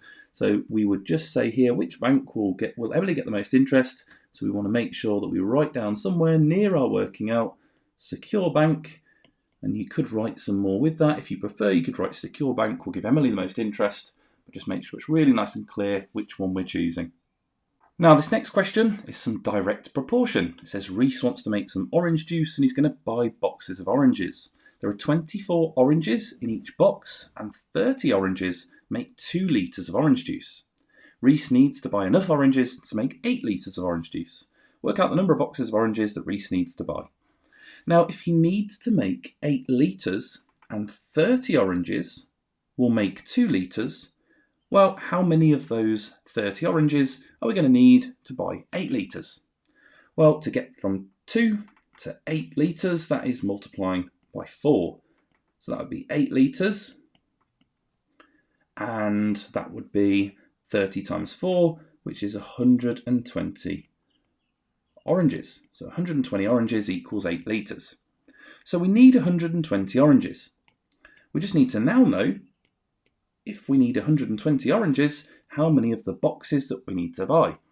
Now it says that there are 24 oranges in each box. 24 oranges in each box. So if we want to know how many boxes we need, we'll divide by 24 oranges to see how many boxes we're going to need to fit into 120. 120 divided by 24 gives us 5 boxes. And there we go, 5 boxes would be our final answer, and that's just a bit of direct proportion. Now, inverse proportion in context is always one that just throws people a little bit, because it is, as the title says, the inverse, and that's the opposite of what we're used to. So here it says it would take 120 minutes to fill a swimming pool using water from 5 taps. How many minutes will it take to fill a quarter of the pool if only 3 taps are used? Now, the first thing that we need to think about is that 5 taps, it says, is equal to 120 minutes. Now, with all proportion, we tend to have to think about, well, how long would 1 tap take? Now, in this scenario, with normal proportion, you would divide by 5. However, if you think logically, that whole method doesn't make any sense. if 5 taps take 120 minutes, you can't do 120 divided by 5 for 1 tap, because that wouldn't make any sense for 1 tap to take 24 minutes if 5 taps take 120, because obviously it's going to be slower if we turn 4 of the taps off. So if we're going down to 1 tap, we actually just do the opposite of what we normally would. So here where we're dividing by 5, on the opposite side here, we need to multiply by 5. So 120 multiplied by 5 would give us 600 minutes. So with inverse proportion, whatever we do on the left, we're going to do the opposite on the right. Now the whole point of this is we want to know what 3 taps are going to take. We'll forget about this quarter of the pool for the minute, and we'll come and deal with that after we've found out the full pool. So to get from 1 to 3, we would multiply by 3. If we've multiplied by 3 on the left, we're going to divide by 3 on the right. And that means that 3 taps is going to take 200 minutes. Now this question here doesn't want to know the full pool, it only wants to know 1/4 of the pool. So we need to find 1/4 of 200. To find a quarter, you divide by 4. So 200 divided by 4, which gives us 50 minutes. And there we go, that'll be our final answer for this one, 50 minutes. Part B here says state any assumptions you made in your working out with your answer for part A. So if we're going to state assumptions, well, we assume in this question that all of the taps run at the same rate. If the taps do not run at the same rate, then actually it could be a longer or a shorter time. So we just need to say something about the rate.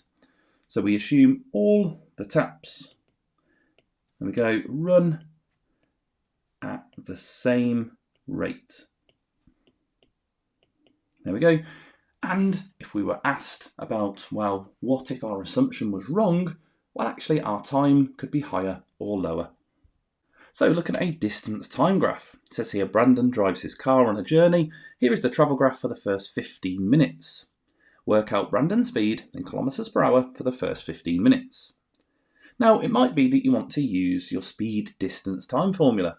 However, you might not necessarily need to. It's already told us that this is 15 minutes, and we can see that it's between 10:10 and 10:20. So that particular journey is 15 minutes. So it's taken him 15 minutes to go 20 kilometres. Now, if you wanted to, with speed distance time, you could now convert the minutes into hours by writing it as 15 over 60 and using your formula. But in this particular question, we actually just need to get to 60 minutes. We want to know a speed, and normally we would give a speed in kilometres per hour. So to get to 60 minutes, all we need to do is multiply by 4. And you can do that on your calculator. 60 divided by 15 is 4. So all we would need to do is times by 4.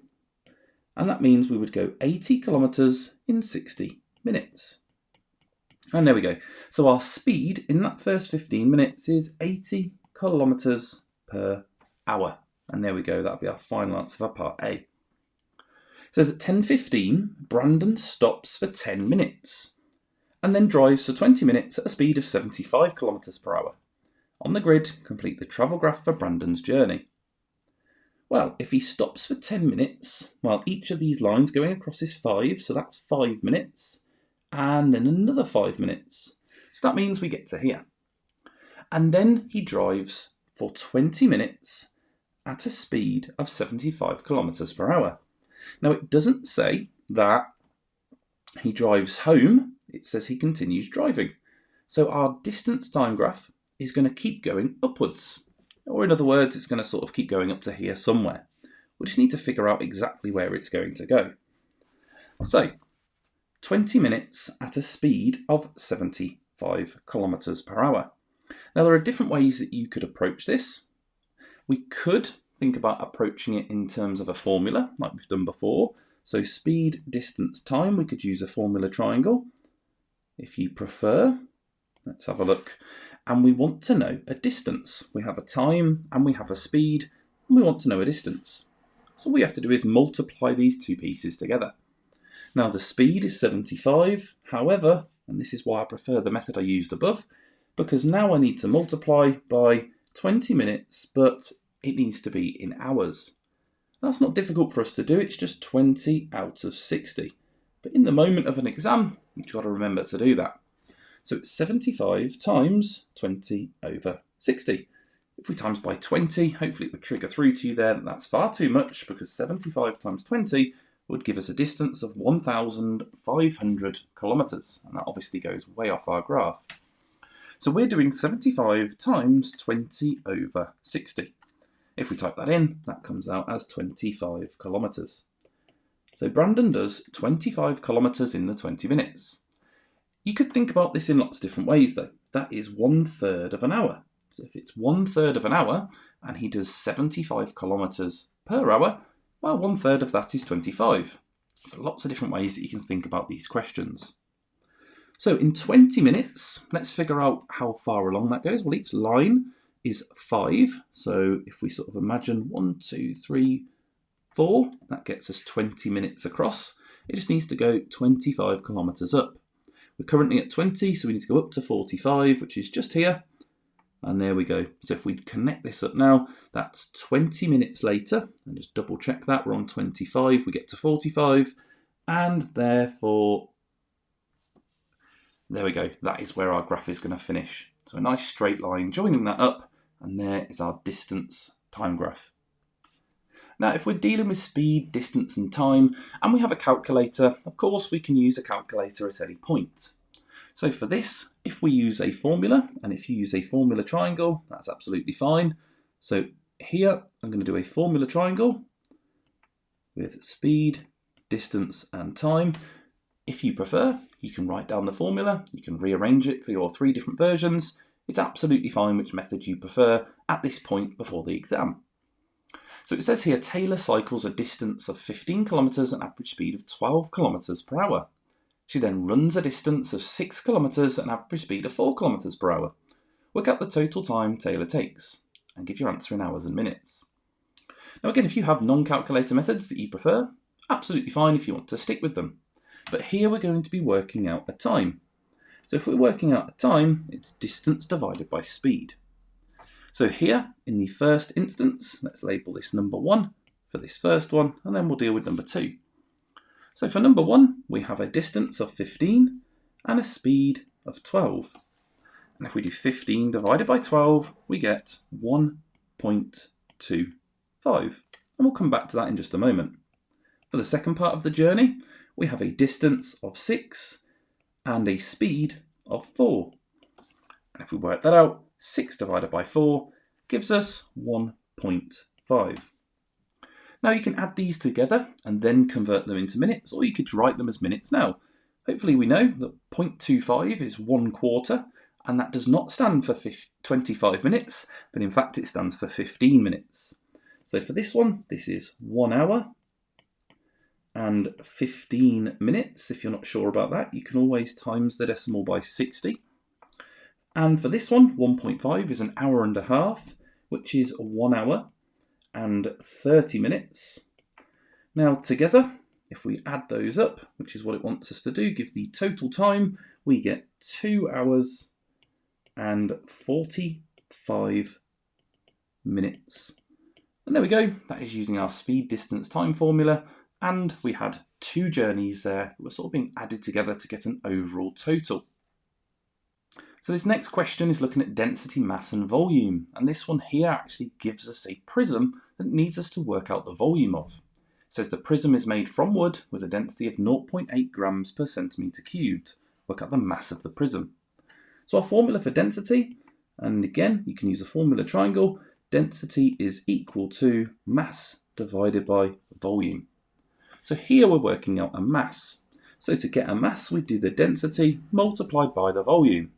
We're given the density in the question, but we're not given the volume. But of course we're given the shape and it wants us to work out that volume. To get the volume of any prism, you work out the area of the cross section, which is the shape that passes all the way through the shape. In this case, a triangle goes all the way through. And then we're going to times it by the length. And in this case, the length is 10. So we need to know how to work out the area of a triangle, which is base times height divided by 2. So here, the base is 4, the height is 6, and we're going to divide that by 2. That is equal to 12. So the area of the cross section is 12. To get the volume, you take the area of the cross section and you multiply it by the length that it goes through the shape. So 12 times 10 gives us a volume of 120 centimetres cubed. Now with all density questions, you do need to make sure before we use it in our formula that our units match. And in this question, we do have centimetre cubed in our density units there. So we already established we're going to do the density times the volume as we're working out the mass. So 0.8 being the density multiplied by 120, which is the volume that we've calculated, and 0.8 times 120 is 96. Now the units for the mass are also in the question. We're told grams here, so we know that the mass is in grams. And there we go, 96 grams is our final answer. Okay, so in this question we're looking at pressure, force and area. It says here a force of 70 newtons acts on an area of 20 centimetres squared. And we are given the pressure is equal to force divided by area formula. It says the force is increased by 10 newtons and the area is increased by 10 centimetres squared. Tau says the pressure decreases by less than 20%. Is Tau correct? Well, let's have a look. So if we start off by using our initial numbers, we have a force of 70 and an area of 20. And we can type that in on our calculator. 70 divided by 20 gives us 3.5. So there we go, that's our initial amount. Now in the second amount, it says the force is increased by 10 newtons. So we have 80 newtons now on the top. The area is increased by 10. So that would be 30 centimetres squared. And we can work that out. So 80 divided by 30. Again on the calculator, we do get a recurring decimal for this one. It comes out as 2.6 recurring. So these are our two values. It says Tau says the pressure decreases by less than 20%. So let's just have a look. Decreases by less than 20%. So if we work out 10% of the pressure up here, 3.5, and then double that, or just work out 20%, and subtract that from 3.5, we can compare it to this 2.6 recurring, and then we'll decide if it's more or less. Now with a calculator, you can of course just work out 1%. I'm going to work out 10%. So 10% is 0.35. 20% will be double that, 0.7. So 20% is 0.7. Now if we do 3.5, subtract 0.7, and again we could just do this on a calculator just to make sure we get everything correct, that comes out as 2.8. So clearly they are different right now. So the pressure decreases by less than 20%. Well, if we decrease it by 20%, it goes down to 2.8. This has gone down to less than 2.8. It's gone all the way down to 2.6 recurring. So actually, no, Tau was wrong. It decreases by more than 20%. So is Tau correct? No. You could say it decreases by more than 20%. There you go, by more than 20%.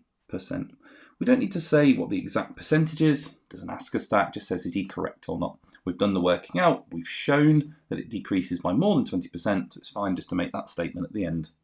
So for our next question, we are looking at angles in parallel lines. And it's important before you get started just to identify where those parallel lines are, which are here and here. Now remember there are a few rules when looking at parallel lines. We can use alternate angles, which make that Z shape. We can use corresponding angles, which make the F shape. There's a few others as well. We can use co-interior angles, and of course everything angle-based, like vertically opposite angles, angles on a straight line, angles round a point. But primarily when we are looking at angles in parallel lines, we're looking for either an alternate angle, or we're going to look for a corresponding angle. And corresponding angles are just on the same side of the line. And typically as well, they do look the same size. Now, although we are not assuming that the diagram is drawn to scale, you can use a little bit of mathematical sort of thinking to see angles that are clearly the same size comparatively to another. For example, if we look at this diagram, you can see that this is an acute angle and this is an obtuse angle. So it's probably not likely that those are the same. But let's have a look. This question says APR and CQD are parallel, which we identified. BPQ is a straight line, the one passing through. Angle APB is 56. Work out the size of CQR. C to Q to R is this full angle here, which is split up by one of those lines. So being really careful because we're going to have to work those out separately and then add them together. Let's have a think about what we can find. Now we're given 56 up here. Can we find anything related to that 56? Well, we can either do a vertically opposite angle, this one just here, which is equal, or we could have a look at angles on a straight line and find the angle where this P is written. I'm going to go for the vertically opposite angle, so this is going to be 56 as well, and it does say give a reason for each stage of your working. So next to this, I would write vertically opposite angles are equal. You can write a list down below if you like, but I like to label it all around the diagram just to make it really clear exactly where I'm going. The next thing is we can see that this triangle that we are given is in fact an isosceles triangle, indicated by the two lines there showing that it's an isosceles. So this one just here. Now remember, the base angles of an isosceles are the two angles below those two lines. I sometimes call them eyebrows because it kind of looks like little eyes that we're drawing underneath them. So if those are the same, we need to take away 56 from 180 because angles in a triangle add up to 180. And then we'll divide our answer by 2 as both the base angles are equal. So if we take away 156, we end up with 124 degrees left in the triangle. We want to divide that by 2, which is going to give us 62 degrees. So each of these base angles are 62 degrees, and that's part of the angle that we're looking for. We do need to give a reason for this, and the reason was base angles in an isosceles are equal. There we go, in an isosceles are equal. You could also write somewhere that angles in a triangle are equal to 180, but we've given our main reason just there. Now the final thing that we need to find is that other piece of the angle, so this one here. And as of yet, we've not used any parallel line rules. So we want to see is any other angle the same as that angle there. Now there are actually two ways of doing this. If we look first at this angle here, you can actually see that 56 up here is corresponding with this angle here. So we could use that and just say corresponding angles are equal. However, there's normally more than one way to get to the answer. And that's not the only way that we could use for this particular question. We could also look and make this Z shape, and that hooks in an alternate angle. And of course, we already know it's 56, so that would make sense that that's 56 as well. So you could use either of those rules to get this angle down here, as long as we give the appropriate language based on what we've done. So that there is 56. As I've gone for the alternate angle at this point when I've drawn it, I'll just say here, alternate angles are equal. There we go, alternate angles are equal. So I've given 3 reasons. I found all the numbers that I can. Remembering now, we do want the size of CQR, which is the overall angle. There's 56, which I've drawn in the purple. There's 62, which we have in the green. And that gives us the overall angle, which I'll add together on the calculator. I don't want to make a mistake in this very last step. So 118 degrees is my final answer. And that is the full angle there, CQR. Our next question is looking at angles in polygons. Now there are 2 types of polygons that we might have to look at, a regular polygon and an irregular polygon. A regular polygon, it will tell us in the question whether it's regular or not. That means that all the angles are the same size. Typically they are slightly easier questions because you can find the size of each angle by dividing by how many angles there are once you've found the total for that shape, or the sum of the interior angles. So the main process here is to find the sum of the interior angles. And in the case of a pentagon, that has 5 sides, and you can see the shape here has 5 sides anyway. There's a really nice formula for this. We do n minus 2, where n is the amount of sides, and just times that by 180 degrees. When we take away 2 from the amount of sides, it just tells us the smallest amount of triangles that it can be made out of. So in this case, 5 sides, take away 2, is equal to 3. So it can be made out of 3 triangles, and each triangle has a total of 180 degrees. Now, even if you know that a pentagon, and I've just typed that into the calculator, we get 540 degrees. Even if you know a pentagon is 540 degrees, still show that working out. So now we know it's 540. Let's have a look at the diagram and see anything that we can see. We can see a right angle. Whenever we see a right angle, always label it. So there we go, 90 degrees straight away. Now, unfortunately, there are 2 other angles. So let's read the rest of the question. It says BCD, which is this angle here, is 2 times angle ABC, which is this angle here. Now, there's 2 ways to approach this. You could either write it as a ratio, or we could actually form and solve an equation. Now, I quite like doing this as an equation. So you can see if we call this angle x, the other one is 2 times the size, so we would call this one 2x. So all I need to do is find out what's missing from those 2, as we know the total is 540, and in total we have 3 x's there. So I'm going to start by just adding together 115, 125, and 90, and seeing what we have left over. So 115 plus 125 plus 90, that's what we have currently within this pentagon. If we add that up on the calculator, that gives us a total of 330 degrees. Now we know the total was 540, we wrote it here. So 540, take away the 330 that we already have. And just doing this on the calculator, even if that looks like a relatively nice calculation, that leaves us with 210 degrees, which is split between these 2 angles. Now you might be able to spot a number which is twice the size of the other, which fits perfectly into 210, but we have already written it in terms of algebra. We have 3 x's there, which is equal to this 210 degrees.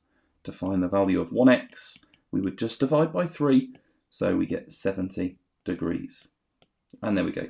We've solved the equation. We know that x is equal to 70. We just need to make sure we answer the question. It says work out the size of angle BCD. Now BCD is the one with C in the middle, so just here, it's the size of the larger of the 2 angles. So given that it's 2 lots of x, 2 times 70 is equal to 140 degrees. And there we go, there is our final answer, 140 degrees. So this question, we are looking at the area of a circle and the area of a sector. It says here A is in the shape of a quarter circle of radius 15 centimetres, and B is in the shape of a circle. The area of A is 9 times the area of B, show that the radius of B is 2.5 centimetres. Now there's 2 different ways that we could approach this. We could work out the area of the circle B, and then multiply it by 9 and see if it matches up. Or we could work out the area of A, divide it by 9 and see if that matches a radius of 2.5. Ultimately though, for this question, we are looking at the area of a circle, which is pi r squared, or pi multiplied by the radius squared.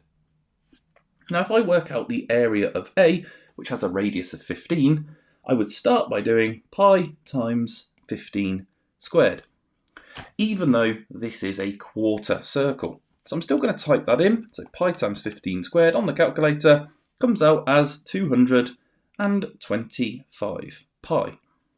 Now I'm going to try and avoid writing down that full decimal number, which has 1, 2, 3, 4, 5, 6, 7 decimals, until the very end, until I'm making a full comparison. Because at this point, it is a quarter circle, and I do want to divide that by 4, as it is a quarter, it's split into 4 parts. So I'm going to divide that by 4 on my calculator, and at this point, I am going to write out that area. So it comes out as 176.7145868. Now, of course, we are dealing with area here, so that is in centimetres squared. However, I just want to compare the number and get to my final answer before I start thinking about writing down any units, because in this case, I just want to show that the numbers match. So here it said the area of A is 9 times the area of B, meaning that A is 9 times bigger. So if I want to know the area of B, I want to divide that by 9, and that should give me the area of the circle, of course, as it's 9 times bigger. So on my calculator, I'm just going to click divide by 9, and that comes out as an area of 19.63495,408. Now, if that is the area of B, and it has told us that's the area of B, I want to have a look at now this part of the question, show that the radius of B is 2.5. So there's two different ways that I could actually go about that now. I could write down that pi times the radius squared is 19.6349, etc. And then I could reverse that equation. However, in this particular one, actually all I could do is work out the area of a circle that has a radius of 2.5 and just see if it matches my answer. So if I do pi multiplied by 2.5 squared, that should match what I've got above. So let's type it into the calculator, pi times 2.5 squared, and that comes out as 19.63495,408. And there we go. We have a match with both of those areas. We've shown it nice and clearly. You could obviously show the steps sort of going down to lists. You could split the page in half and do the area of the sector on the left, the area of the circle on the right. But we have shown that the radius had to be 2.5. But there we go. That was using the area of a circle formula, which is a really key one for you to use. Now this question here looks way more complicated than it actually is. It is a tricky question, but it definitely looks more complicated than it actually is. And that's because of this bit down here. It says show that x is equal to the square root of k pi, where k is an integer. Now let's just see what we can do, and you'll see that actually this isn't too bad. It says the diagram shows a cube with edges of length x and a sphere of radius 3, and it gives us the formula for the surface area of a sphere. The surface area of the cube is equal to the surface area of the sphere, and then it wants us to show that. Well, where it says the surface area is equal to, that means if we get the surface area of the cube, we'll just put an equal sign and then put the surface area of the sphere. Now the cube of course has algebra on there, so it is a tricky one to get the surface area of. But in this question here, there's a really easy mark just for getting the surface area of the sphere. Because all we have to do is put 3 into that formula. So over here, if we put 3 into the formula, we get 4 times pi, just using this formula here, times the radius squared, so times 3 squared. And of course, that's just typing it into a calculator. In fact, you don't even need to type this into a calculator because that's 4 times 9. Remember, 3 squared is just 9. 4 times 9 is 36, so you can just leave it as 36 pi. And actually, the question does want a pi symbol in the answer. So actually, there's a big hint there that we don't even need to type this into a calculator. But 4 times 3 squared is 36. That's part of it done. Now the cube has side length of x, and all of the sides are equal to x. Now if you want to work out the area of just one face, let's just look at this one on the top, and that is a square with side lengths of x. Well, that face would just be x squared. X times x is x squared, and that's the area of the face. Now a cube has 6 faces. So if one face is 1x squared, then all 6 faces would be 6x squared. And that is the surface area of the cube. There we go, just taking our x squared and multiplying it by 6. So we now have the surface area of the cube, 6x squared, and the surface area of the sphere, 36 pi. And it wants it to say x equals. So actually the first thing that we need to do is actually just sort of solve this as if it was an equation. That kind of is an equation, it's just that we have a pi symbol there. So to start with, we want to divide by 6. Just like we would if it was 6x equals 36, we would just divide by 6. When we do that, we get x squared is equal to 36 divided by 6 is 6, so 6 pi. And you can probably see that we're basically done now. To get rid of the squared, we're going to need to square root, and we'll square root the other side, and we get x is equal to the square root of 6 pi. And there we go, we've got our final answer. X is equal to the square root of 6 pi. So there we go, k is equal to 6. It doesn't ask us to say what k is equal to, just wanted us to show that x was equal to the square root of something pi. We found that it was 6 pi. And there we go, there's our final answer. Definitely a tricky question, but not as bad as it looks. Now, if you have a bearings question, do make sure you have a ruler and your protractor at hand, as you're going to need to normally measure lines and angles. Now, this question here says there is a map of an island. It says a straight road joins the two villages, Backley and Cremford, and then it says work out the real distance between the two villages. Now, this particular question here says the scale 1 centimetre represents 0.5 kilometres. So here we need to know how many centimetres it is. Now, my answer is going to be slightly different because if you have this printed, it depends on your scale that it's been printed to. So here I need to line this up with my line, obviously measuring from the start of the line to the end of the line. And for me, if I line it up perfectly, mine comes out as 4.5 centimetres, potentially 4.4 centimetres if I'm being super accurate. And we do want to be as accurate as we can. So for me, that comes out as 4.4 centimetres. Now, I don't need the ruler anymore, so I can get rid of that. I just need to have a look at this scale. So if 1 centimetre represents 0.5 kilometres, and that's an ideal scale to be given, because whatever number is given here, well, I just need to multiply that by the amount of centimetres. So 4.4, and I would do this on the calculator, and I'm going to multiply that by 0.5, and that comes out as 2.2 kilometres. And there we go, we get an answer of 2.2 kilometres for that distance. For the next part, it says find the bearing of Cremford from Backley. So if I'm going to Cremford from Backley, I'm standing at Backley and I want to know this angle going clockwise on the inside of those lines.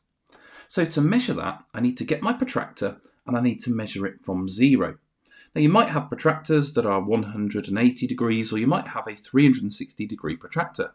But I'm going to use the outside measurement, so I'm going to measure clockwise. I want the 0 to be pointing perfectly up that line, or as best I can. And I'm going to put my crosshair on top there, and there we go. So I have the 0 pointing upwards, and I have Cremford. You can just about see it behind the protractor there. I'm just going to put a little mark here so I can see where that line is sort of extending to. You could always extend it with your ruler as well if your protractor is larger than that, but typically the protractor tends to fit inside. So there we go, I want to measure the angle from the outside. So here we have 110, 120, and that is just before 130, potentially 129 degrees. Now, of course, you just want to realign your protractor as it does tend to come out as a relatively nice number, but this one for me has come out just before. So if we're looking very carefully, for me, that looks like 127 or 128. I'm going to go with 128. So measuring it as perfectly as you can, this comes out as 128 degrees. So that would be my final answer, 128 degrees. Just remember with a bearing, it does have to be written as a 3-figure or a 3-digit bearing. So if the angle was less than 100, let's imagine that I measured that out and it came out as something like 47 degrees. While 47 degrees as a bearing is written as 047 degrees. So just be really careful if you are writing a bearing and it's not a 3-digit number that you include that 0 in front of it as well. But there we go, that was some bearings.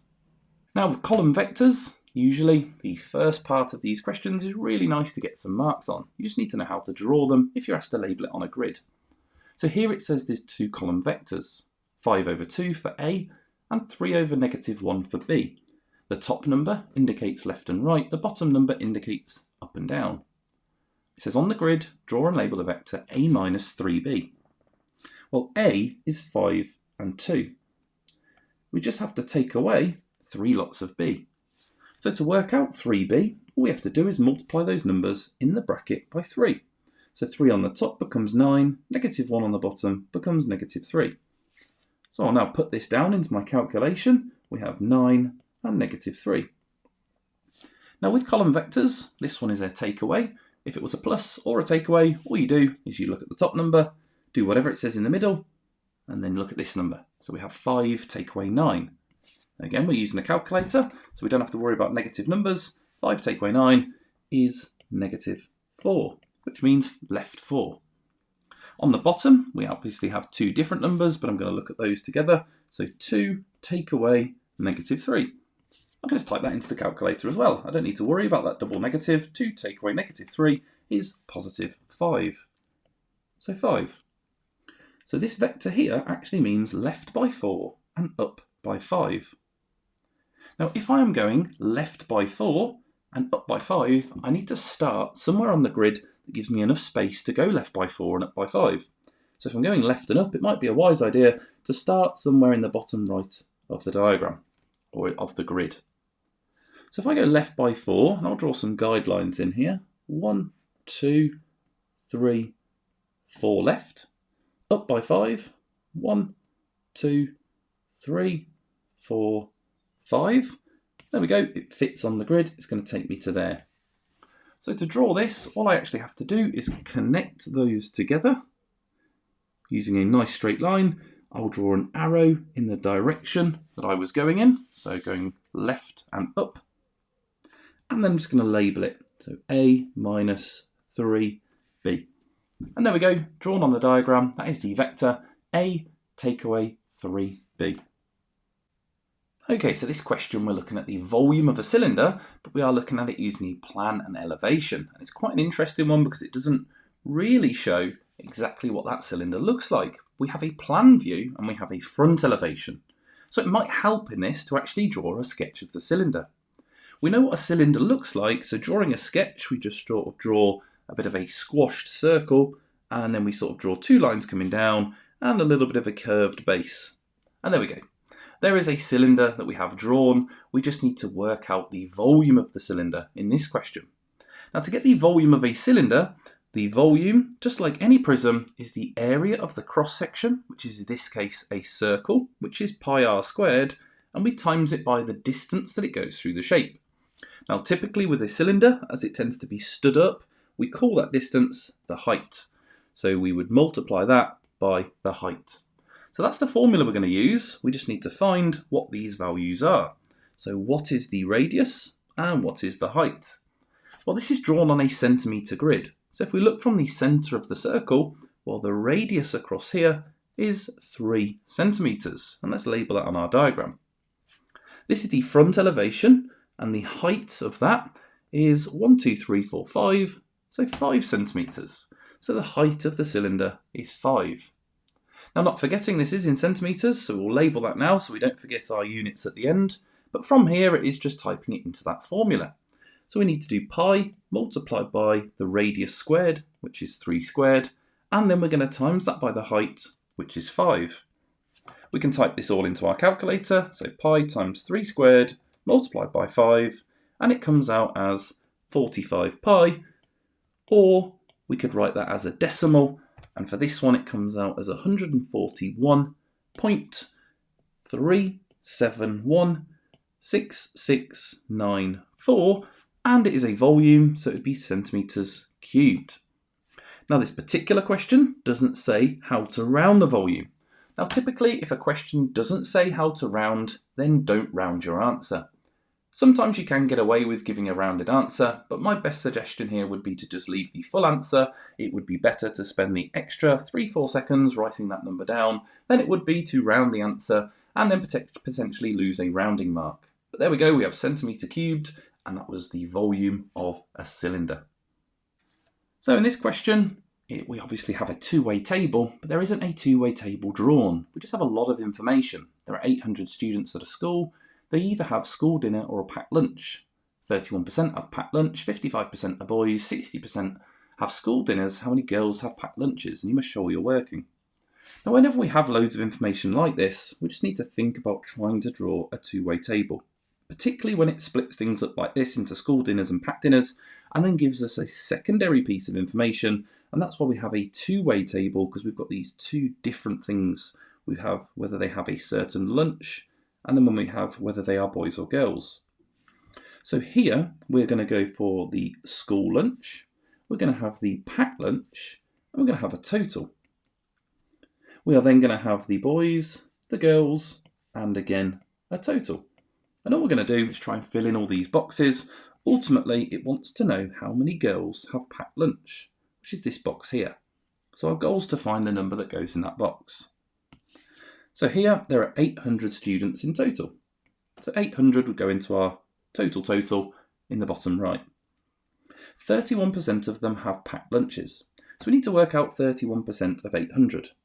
Now whenever I'm using a calculator, I'll always go for 1%. So I'll divide by 100, which will give me 1%. So 1% is equal to 8. We want 31%. So I'm going to times by 31. That'll tell me how many have packed lunches. I'll do that on the calculator, and that comes out as 248. So there are 248 students here that have packed lunch. I'm going to tick that off because we're done with that, and we're done with the 800. I can now find the school lunches because I can do 800 subtract 248, which gives me 552. And typically each piece of information that we put in will give us at least one more. Now the next one, 55% of the students are boys. So I can figure out how many boys there are. I know 1% is 8, so if 1% is 8, I can do 55%, so 8 times 55, and that gives me 440 boys. There you go, 440. I can now work out how many girls there are. 800 take away 440 gives me 360 girls. That's that line done with. We're getting pretty close to that box. 60% of the boys have school dinners. So I labelled it as school lunches, but there we go, school dinners. So for the boys, 60% of the boys. So you've got to be careful here because it's no longer out of 800, there are 440 boys. So for this box here, we're going to have to be extra careful.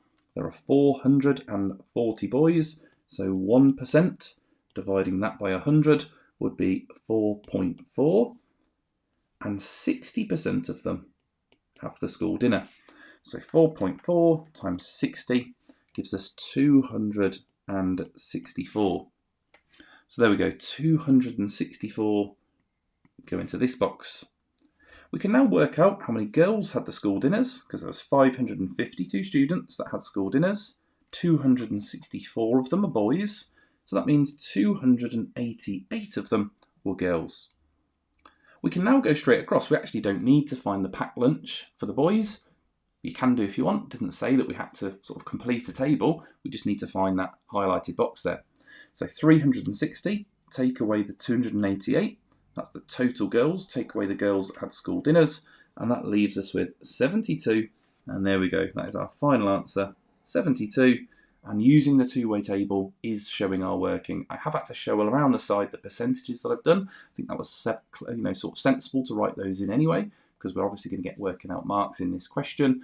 But there we go, we could actually work out the boys that had packed lunch, even though it's not needed. 248 divided by 72, and that gives us 176. And I do like completing that last box, because I can now check just to make sure that they add up to 440, just to make sure I have done my table correctly, and they do. So there we go, I'm happy that my table is complete.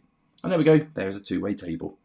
When we're looking at a probability tree, just like when we had to know that the probabilities in a table added up to 1, here the probabilities on each pair of branches add up to 1. So that's the information that we need in order to complete a probability tree. And this one does want us to complete this tree. We don't really need to know about the context just yet. All we need to do is complete it. So to work out the bottom of that branch, we need to do 1 take away 0.13, and that gives us 0.87. And again, use your calculator for these. Don't sort of guess the answers or just speed through them. Just make sure you do type it into your calculator and get them right. So there's that one done. On to the next pair of branches. We have 0.06, and we need our other branch here. So again, I'm going to do 1 subtract 0.06 on the calculator. Take away 0.06 leaves us with 0.94. So there we go. Again, not rushing it, just type it into the calculator, making sure I get that number correct. Now the branches below are exactly the same, so this is 0.94 as well. So there we go. It's always nice when both those branches are the same, just speeds up that process a little bit. Now it says here, for a day that Morgan goes to work out the probability that the train to work and the train home will both arrive late. Now it's quite common on these questions that the route that it's asking for were already given to you. Just allows you to at least answer part B if you can't do part A. So here we are given those two, and all you need to do is multiply the two decimals or fractions, if it's fractions, together. So here, and we're going to write that calculation down, 0.13 multiplied by 0.06. I'm just going to type that into the calculator, double check that we've typed it all in correctly, and there we go, we get a final answer here, and mine actually comes out, and yours might not, but mine has actually come out in standard form. I've got my calculator set up so smaller decimals are given to me in standard form, but actually it comes out for me as 39 over 5,000. Now it's also come out as 7.8 times 10 to the negative 3, which I could convert back. This just so happens that my calculator has done this, so I could go back 1, 2, 3. There we go. I could write it as a decimal if you prefer, if you don't like the look of a sort of fraction or a standard form number here, but actually it would be fine for me to give my answer as the fraction 39 over 5,000. It's just that typically when doing these questions you wouldn't see your answer written like that. But there we go, 0.0078 is the decimal version. I'll write that down here as well, 0.0078, or of course, as I said, you can write that as a fraction. But there we go, there is our final answer for the probability tree. Okay, I'm looking at a frequency tree. Now it says here 200 people live in a village, that's given to us on the frequency tree, and then starts to tell us a lot of information. So I'm going to start to fill these in as I read it. So 23, this is already done, 23 people do not have a garden, so that's 23 here. Straight away I can do 200 take away 23 and get the 177 people that do have a garden, and I'll tick that off. 10 males do not have a garden. So I'm looking at the do not have a garden route, and there are 10 males. I can tick that off. 23 take away 10 leaves us with 13. That now adds up to 23 on the do not have a garden route. It says 95 people are male. So this one here doesn't give me a number to put in straight away, but it does tell me that these two circles here that have the males in have to add up to 95. Well, I have 10 in that top circle, so this one has to be 85. And there we go. We've done with that. There's 177 people that do have a garden, 85 of them are males, so if we take away the 85, that leaves us with 92 in the female circle. And there we go, we've completed the frequency tree. Now it says one of the people who does not have a garden is chosen at random. Now this is really important because it says one of the people who does not have a garden is chosen. So we're only looking at the people who do not have a garden, so it's out of these 23 people. Write down the probability this person is a female. Well, there are 13 females, and we're only picking out of those 23, so that's 13 out of 23. You've got to be really careful on these questions to read the language. If it just said one of the people is chosen, then it would have been out of 200. But it specifically says one of the people who does not have a garden is chosen, so it's just out of those 23. And there we go, you can leave your answer as a fraction. You don't need to simplify it if it did simplify. And there we go, there's our final answer for the frequency tree. Okay, and onto a plan and elevation. It says here is a solid made from a square base pyramid and a cube. Each edge of the solid has length 6 centimetres. So looking at the cube, that means this is 6, this is 6, we've got 6s everywhere. It says on the centimetre grid, draw the plan of the solid. Now the plan is from above. Now when you're drawing a plan from above, you can, if it's difficult to visualise the top from above, you can always have a look at this base. And the base here is a 6 by 6 square. And that's essentially what we're going to see from the top. So all I need to do, and make sure you leave enough space to actually do 6 by 6, I'll do the length of 6 to start with, and then the length along the bottom of 6 as well, and double check and count them, make sure you've actually done 6. And there we go, I'm going to join it all up from above. And my line there has just gone slightly under. I probably would redraw that, but there we go. There's 6 by 6. Now, any edge that you can see, you should also draw in. So here you can see at the top of this pyramid here, there are 4 edges running down to each corner. And we would see those from above. So in terms of the central point in the middle of the square here, we would also have 4 lines going off to each corner. that we would see, which is those sloped lines going down from the centre.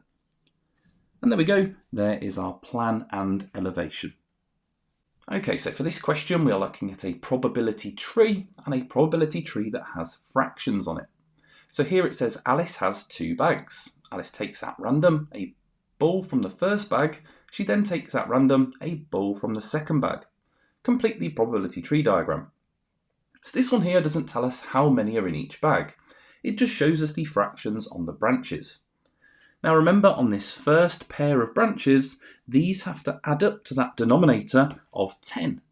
So if the red is 3 out of 10, the green will have to be 7 out of 10, just to make sure that 3 and 7 add up to 10. We're going to apply the same method on the second set of branches. So here, red is 5 out of 9, and therefore green is also out of 9, and to make those numerators add up to 9, that would have to be 4. Now the second bag, it's not affected by what she got in the first bag. So down below, this is still 5 out of 9, and this is still 4 out of 9. And we can now use this tree to find the probability of different outcomes. So here it says work out the probability that Alice takes 2 red balls. Well, to do that, she goes through the 3 over 10, and then through the 5 over 9. And whatever fractions we pass through on that particular journey, all we need to do is multiply those together. And 3 over 10 multiplied by 5 over 9 is very nice to do anyway, but you can just type that into your calculator. But here 3 times 5 is 15 and 10 times 9 is 90. Now if you type that on your calculator will simplify it for you. So it is fine to give the simplified answer, and in this time it comes out as 1 over 6. However, when it comes to probability, you do not have to simplify your answer. So 15 over 90 would be fine, as would be 1 over 6. And there we go, that would be our final answer for this probability tree. Now hopefully you've got your revision under control and you are making great progress towards paper 1. But if you're struggling to know where to start and need to maximise your maths in minimum time, then you should sign up for my rapid revision programme, Upgrade, as you can use it to build your very own personalised revision plan. Which means all you need to do is complete my revision quiz and you'll know exactly which lessons or topics you need to work on to maximise your maths in minimum time. This is my paid programme, but you can sign up for a free trial on my website now. And if you feel like you need top tier support direction from me, then sign up for my live weekly interactive lessons, which include revision specific lessons focusing on the topics that I expect to appear in exam papers 1, 2 and 3.